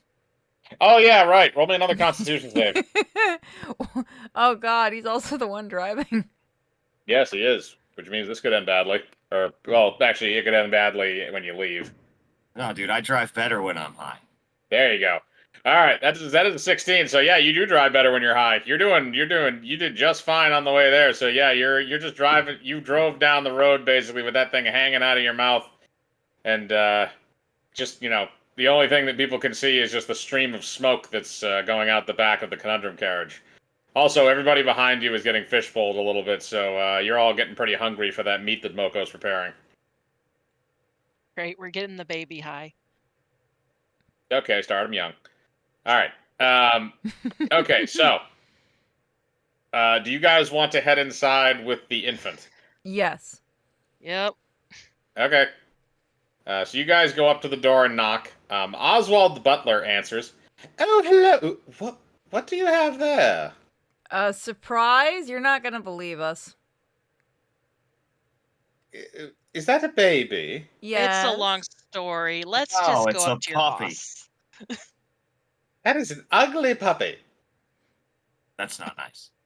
That No is very puppies not are nice. ugly. What do you mean? You know, how Because- dare you insult puppies? Look, I'm a Just cat looks at the butler. person. Have you ever seen the movie John Wick? Yes, isn't that the movie about the candle maker? No, the other John Wick movie. Oh, the one about the candle maker that kills people. Yes.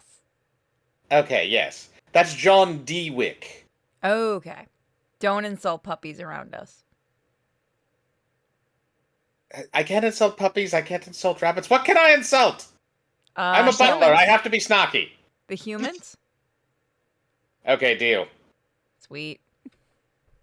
All right, so he's going to let you in, and he's going to bring you up to Dagmar's quarters. So we have good news, we have weird news, but we mostly have good news. What do you have there? And what news do you have on laying my wife's spirit to rest? Well, your wife's spirit is now resting peacefully and very, very happy, and congratulations, you're a dad. Excuse me? You heard me. It's your baby boy or girl. You're one of those. My son is dead. Where did you get this child? So you know how everyone hates drows? Yes. There's a very valid reason for that, but this time one of them brought your kid back. I'm not sure why. Okay, I'm gonna have you roll diplomacy to convince him. Whoever wants to roll it, by the way, since all of you are there, or you can make a group roll, I will allow it. Yeah, I'm gonna roll for sure. Hold Okay, on, I'm so rolling too. so somebody has to be the front man, and everybody else is going to roll a backup check to back them up. Okay.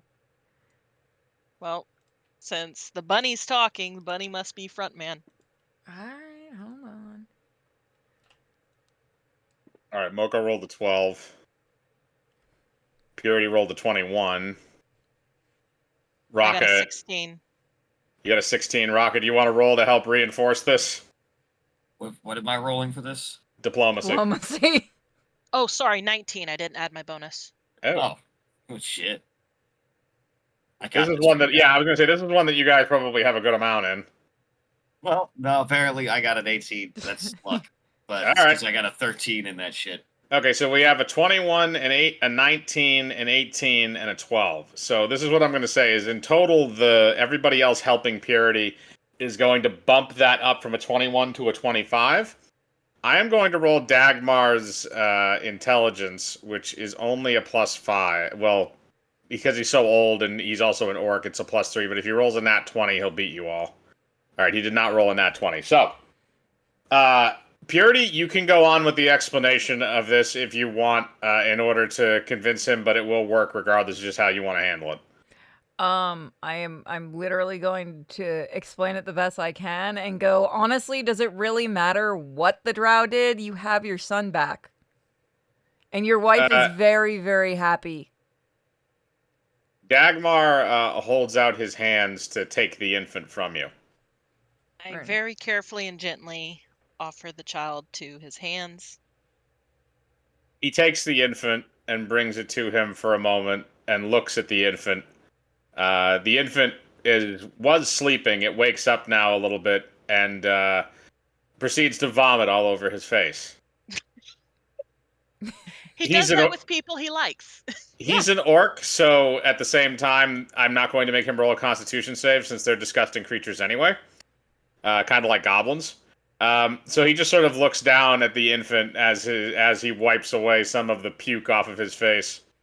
My son. Thank you. Oswald, pay them their fee. Sweet.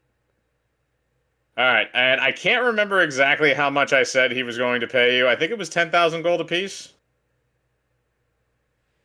I honestly don't remember. Yeah, I don't remember. Right, so I'm going. Well, when I edit this together, I'll remember because I'll have listened to the first session. But I will say that he pays you the money that you're owed and leads you away so that Dagmar can begin bonding with his now resurrected son. So are you guys going to go outside, or are you going to wait downstairs, or do anything else? Oswald will offer you some tea and crumpets if you'd like. I'm gonna head outside. Take him up on the tea and crumpets. He gives you a teacup and some crumpets as well, and says you can keep the teacup and crumpets if you would like to eat outside. Oh, I thank him you. and do that. Okay. Raka and Mocha, are you guys also going to go outside with the rest of the group? Yeah. Okay. So as you guys step outside, you notice by the cliffside that the spirit is standing there looking at you. I'm gonna wave.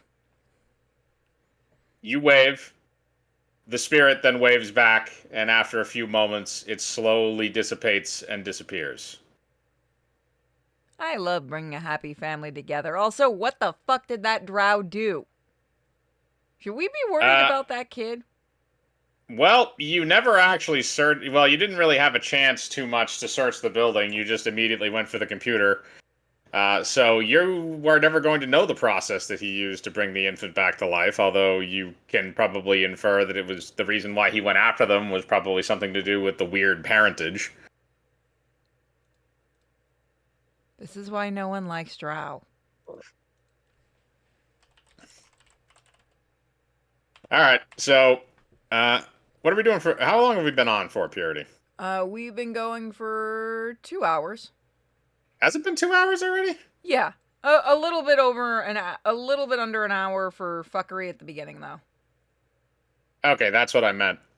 So I think what we'll do is this: we might let's give a little hook on for the next case, and then we'll probably call it there. Is everybody okay with that? Yeah. Yep. Okay. So as you guys are walking back to the conundrum carriage and getting your things all set, Kim is eating her tea and crumpets.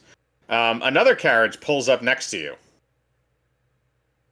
This one is being driven by a dwarf, and it looks like there is somebody in the back of it. It's more like a stagecoach, actually. Hi? Are you the mystery-solving clerics? Yeah?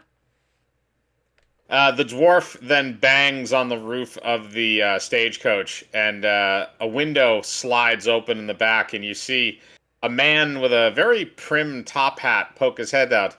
Hello there. You are the mystery-solving clerics. I have a problem I need helping with. My name is Paolo Arducci. God damn it. I'm gonna hop over. What do you need help with? Oh, thank you. I have an estate at Cape Spearhead. It was a property that a relative of mine left for me. But it is haunted. I need the spirits freed from this place so that I may use it as my family home once again. I'm willing to pay a high price. Ghost, now that's something we can handle easy. Oh, goody. Thank you. Here, would you follow my carriage? It's only a few days' ride. All right. I'll hop back over there. We got a job. Come on, guys.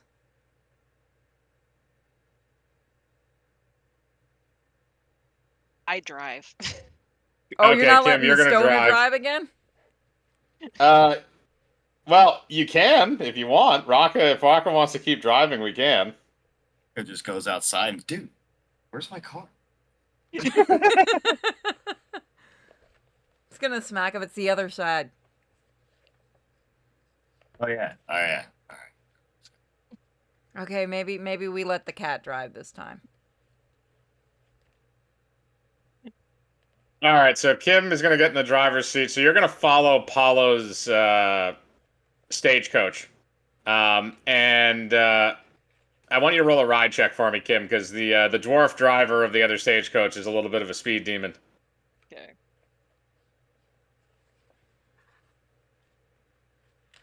I have an idea for while she's driving.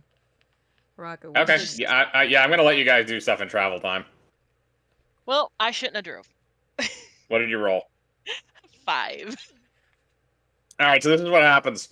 So as you're driving the conundrum carriage, you get distracted by a bird since you're a cat, and you begin chasing the bird instead, and you veer off of the road and go off of it in another fork. I'm going to roll to see if Paulo notices, or the dwarf driver notices that if you're not following him anymore. That's a 15. He does, so he's going to make a U-turn and go back to grab you. To try and keep you on the same path. I'll make you roll another ride check in a minute, but everybody else is going to be able to see. What are you guys going to do for the next couple of days in passing time? I'm just gonna, Rocca, do you want to just start throwing Bibles and shit at anyone we pass? Yeah. I'm gonna All grab right. the scrolls for my god. We can see who hits the most. Okay, you're probably going to have to attach some rocks to those scrolls just to give them some weight, which is fine. All right, so if that's the case, then here's what I'm going to do. I'm going to roll a d20 to see how many people you pass on the way there. All right, 8 people. So what you're going to do is each one of you is going to roll 8 dexterity checks. And if you roll above a 10 on those dexterity checks, you will hit the person you are aiming at. Each one of you is aiming at each individual person with both of the items.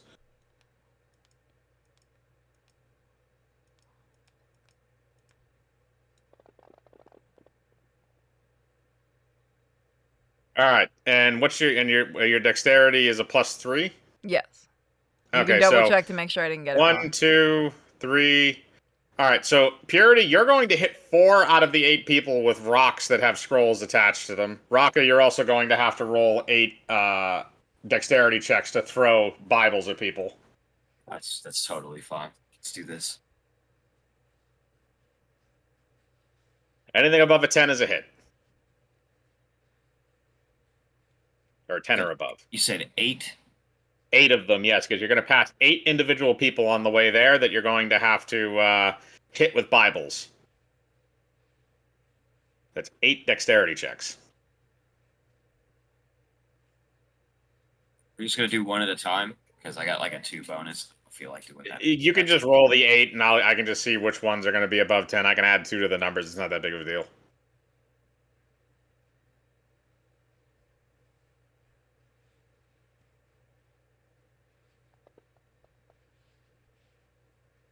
All right, so 1, 2.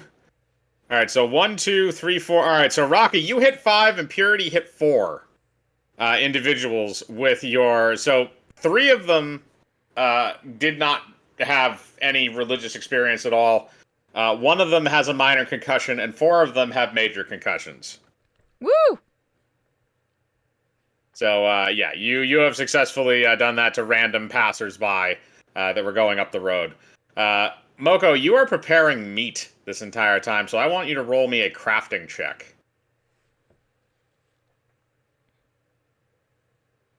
See the level of meat preparation you're doing. It's gonna be like one of those 72-hour smokings. Yeah. A 20. Oh, that is sexy. All That right, what are you almost making? went off the board. Dang. That would have What sucked do if you- it did. All right, what are you making right now, Moko? Well, if it's something that's gonna be smoking for 72 hours, it's gonna be some sort of roast. You want to do like a whole pig? Yeah. All right.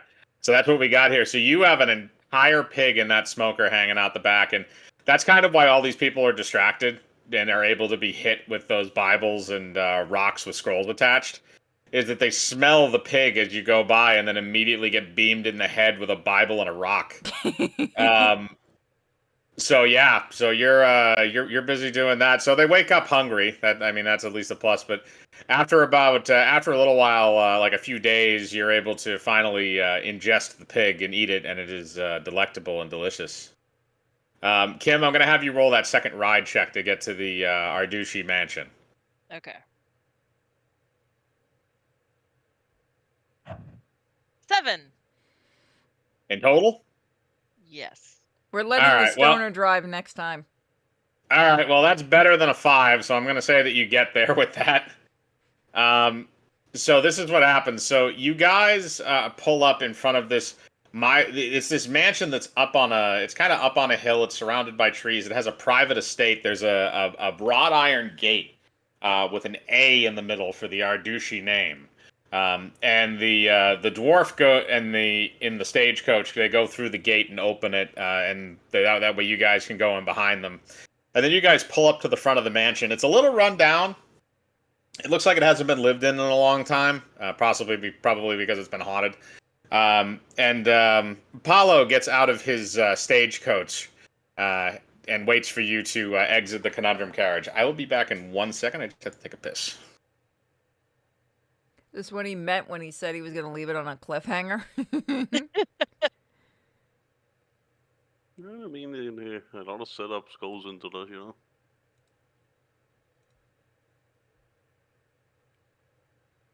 I'm sure some of the campaigns were actually like written like almost like full-length novels. Oh, I know how much planning he goes into these. It's insane. Yeah, it's like when we've been talking about that railroad campaign, like there's a lot of stuff we've Basically, Mike writes it all. I just like spitball ideas, and then Mike takes them and turns them into something.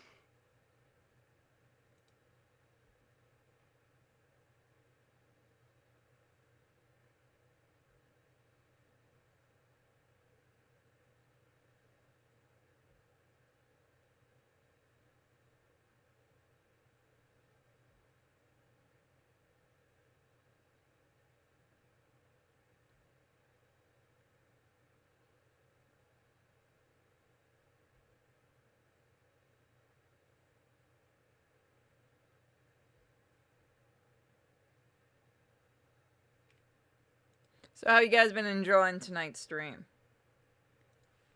Hopefully you guys have all been enjoying it. Those in the chat, although I think everyone's just kind of lurking and enjoying and just listening.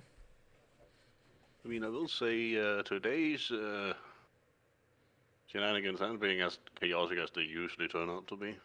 Okay, I'm back. All right, so Paulo gets out of his stagecoach and awaits for you guys to emerge. The entire inside of the conundrum carriage is fishbowled with the smell of delicious cooking pig and marijuana.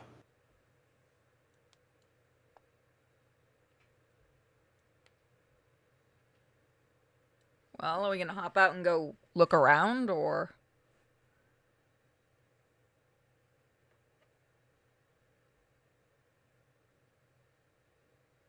Apparently Sorry, I'm not. having a coughing attack. Nope, it's good. No, it's fine.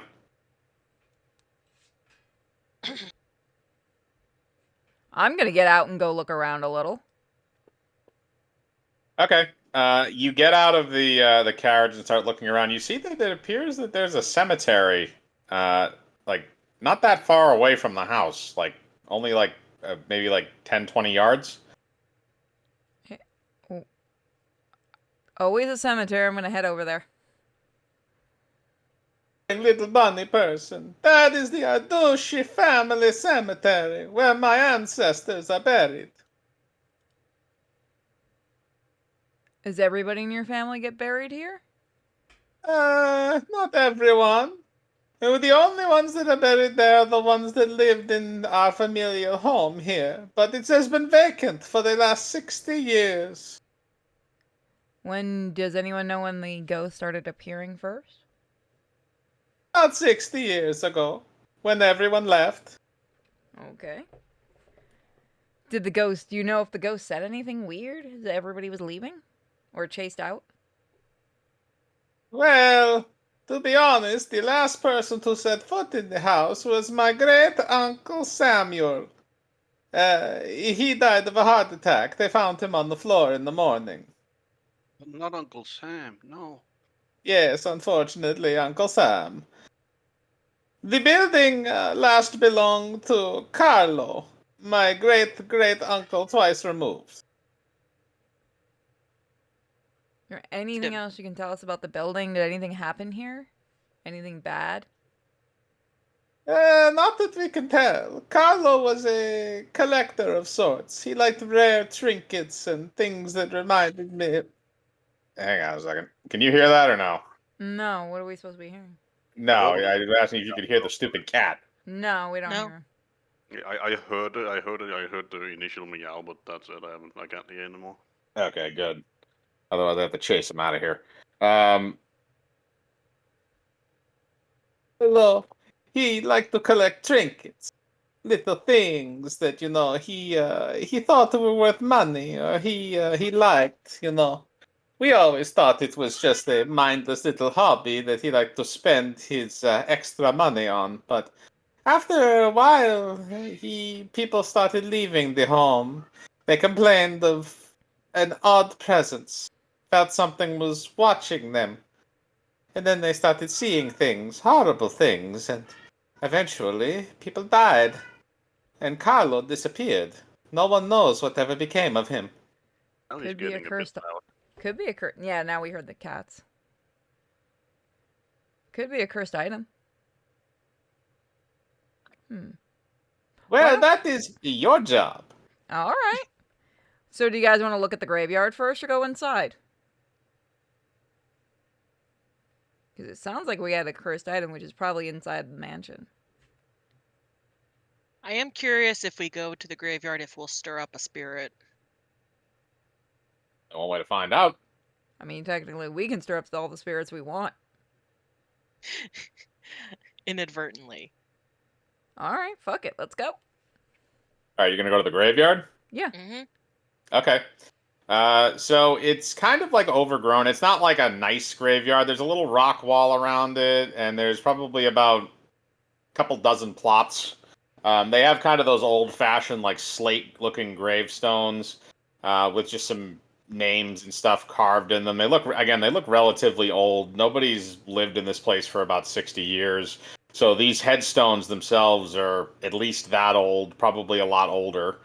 So some of them are faded. Some of them, the wind and water and everything is kind of worn away a lot of the names and stuff. So if you want to look at any of them, you can probably roll a spot check or something if you want to try and make anything out. Okay. Let me see. Yep.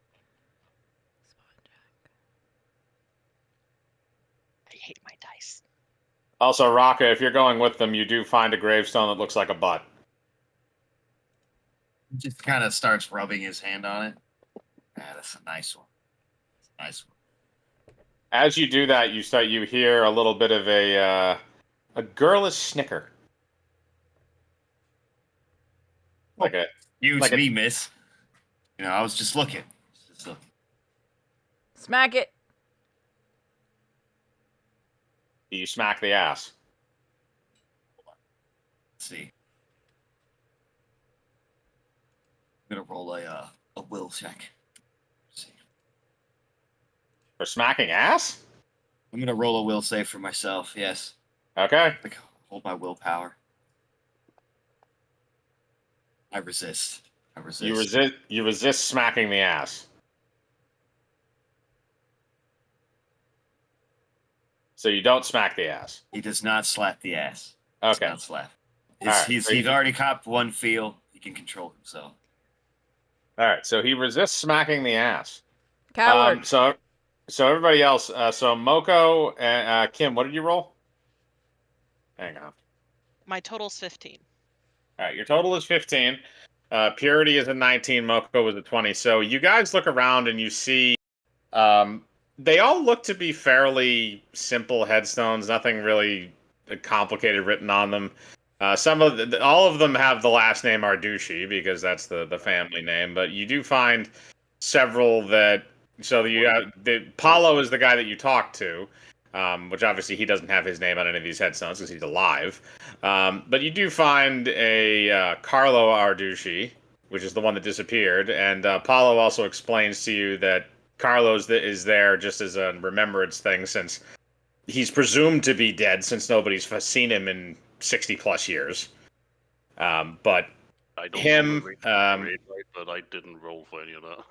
oh, it said 17 plus 3. Was that not your... That was the crafting check for the roast. Oh, sorry. I stand corrected. Okay, sorry. Well, regardless, Purity and Kim, you guys are looking over the headstones, and they don't look like they're anything out of the ordinary. There's a few names and stuff like that, but again, they all seem relatively normal. The graveyard is unkept because of how long the house has been vacated. Doesn't seem to be anything here. I say we go look inside. You think they buried anything in Carlos? You want me to go in the ground and get it, don't you?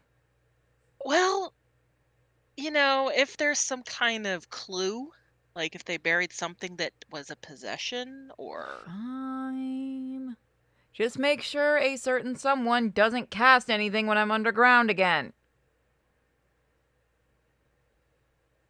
I don't know. She what wasn't you're there talking when that happened. She was admiring the other butt statue, so she has no clue what you're talking about. That's correct. In other words, don't let any of the other two cast anything while I'm underground. I will do my best. Alright. I cast gun, prepare to meet God. Not All right. again, asshole. Okay, so Purity, you're gonna burrow underground. So roll me a dexterity check to dig down that deep. Dex, okay. Dex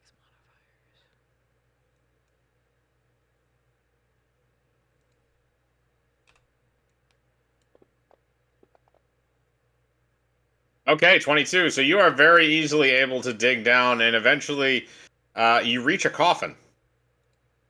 All right. Can I push it up? The coffin? Yeah, I did it last time. Well, okay. I assume that you were just digging like a small hole to get down to that level, but if you want to If dig I up the felt the entire, coffin, I'll probably make the hole bigger. so you're gonna make a 6 foot by 6 foot hole that's 6 feet deep.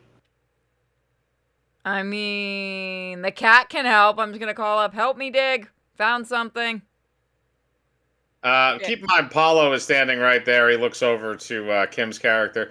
What is she doing? She's digging down to poor Carlos' coffin.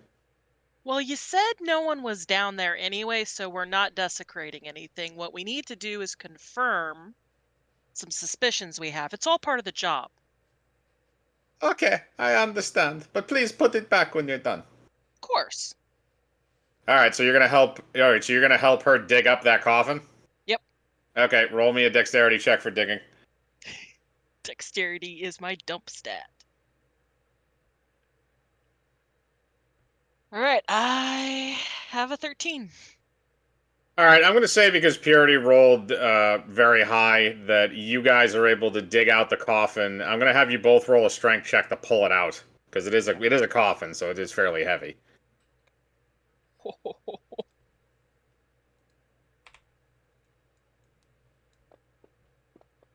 Four. I'm under the And an clouds, damn 11. it. Okay, so you got like the bottom half of it out. Like Kim, you're pulling on like the handle on the bottom end, and Purity's trying to push from inside the hole. But it's kind of you're at like the point where like it's kind of like halfway out of the hole, but not quite. Does anybody else want to help them? Rocker, Moko. I'd like to try, but I don't really know if I have anything that can help them. Well, you could also just roll a strength check and help Kim pull. You know what? Before I do that, I want to use augury. You want to do what? Augury. Augury? Yeah. What does that do? It'll let me it learns whether an action will be good or bad. So basically, I Okay. get to see in the future. Is that an automatic? Well, it's a second level spell, and I believe what we decided on when I made the character, you'll pretty much just like send me a DM of what it'll do. Yeah, hang on.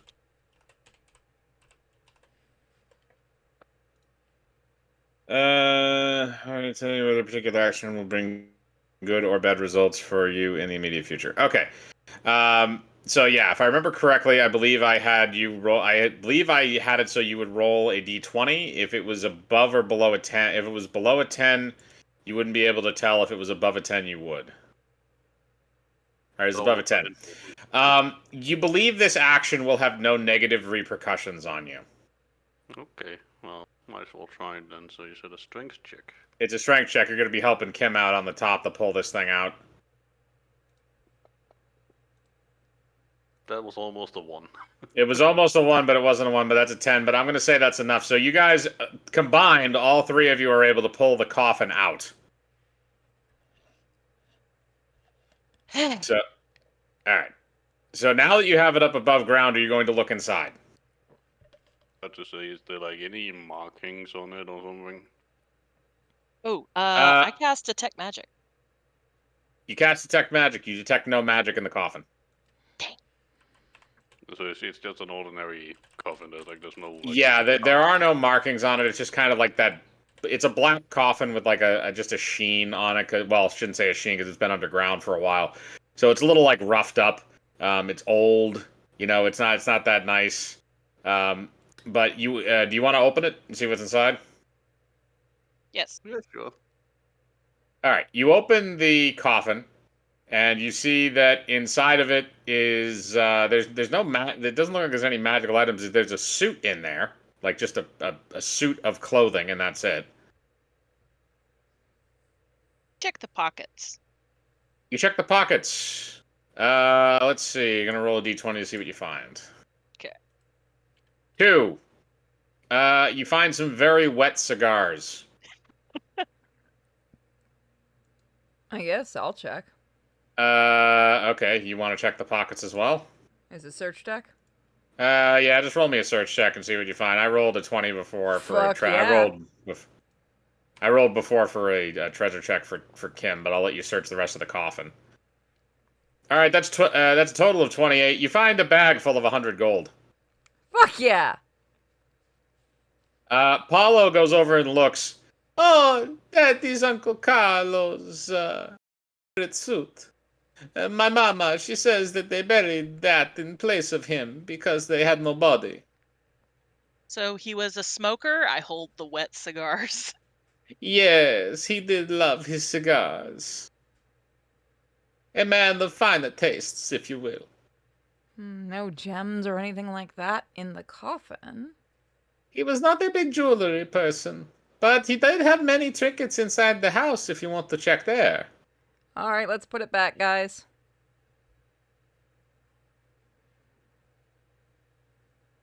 Am I All am right, I so gonna be pushing the thing back in myself? No, yes, because yes, helping. okay, so all right, so you guys can roll another strength check to push it back in the hole. Better roll that time. It's got to be a better way. 16. All right, 16. Mocha rolled a 17. Purity, you're gonna also have to roll strength. I just rolled strength. Oh, Yeah, sorry. we Oh, got I was looking at another screen. I missed that. All right, so 22, 17. All right, so that's enough. So you guys basically just kind of push it back in the hole. I'm going to roll a d20 to see if it lands correctly. All right, you flipped it upside down, but it's in the hole. Just gonna start burying it again. Yeah, good enough. Yeah, all right, so you guys bury the coffin back in. So you're going to go inside the house now? Yep. Okay. So Apollo leads you up to the front door, and he puts the key in the lock and opens it. As you open the front door, there's a lot of rooms and stuff on the left and right. Everything's pretty empty. There is some furniture that's covered up by sheets and stuff like that that you notice in like the main lobby area. There's a staircase that goes upstairs to the second story. And Paulo, there's a lot of like spider webs and shit too, because again, the house has been vacated for a very long time. So Paulo looks over at you. I will pay you 50,000 gold if you can exorcise the spirits from this house. Sounds fair. All right, so are you guys going to search the home? I'm gonna ask him where not Paulo's oh my gosh, Carlo? what, thank you. I'm gonna ask him where Carlo's room is. The master bedroom is upstairs. That's where Carlo used to sleep when he was alive.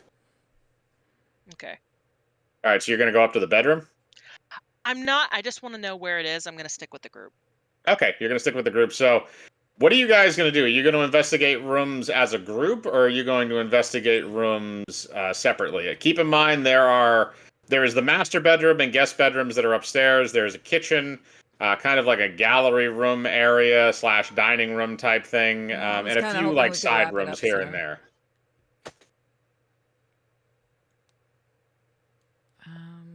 Whatever everybody else wants to do. Do you know how much longer we're gonna be going for? How much longer do you want to go for? That's the question. I'm starting to be in a little bit of pain. That's why I'm asking. Okay, then we can stop now. Is everyone okay with that? I'm fine. I'm good with it. All right. All right, then we'll do the house investigation when we come back. But like I said, that'll be a bit, but that's fine. So you guys got a little bit of a taste. So when you guys get back, you will investigate the mansion. Some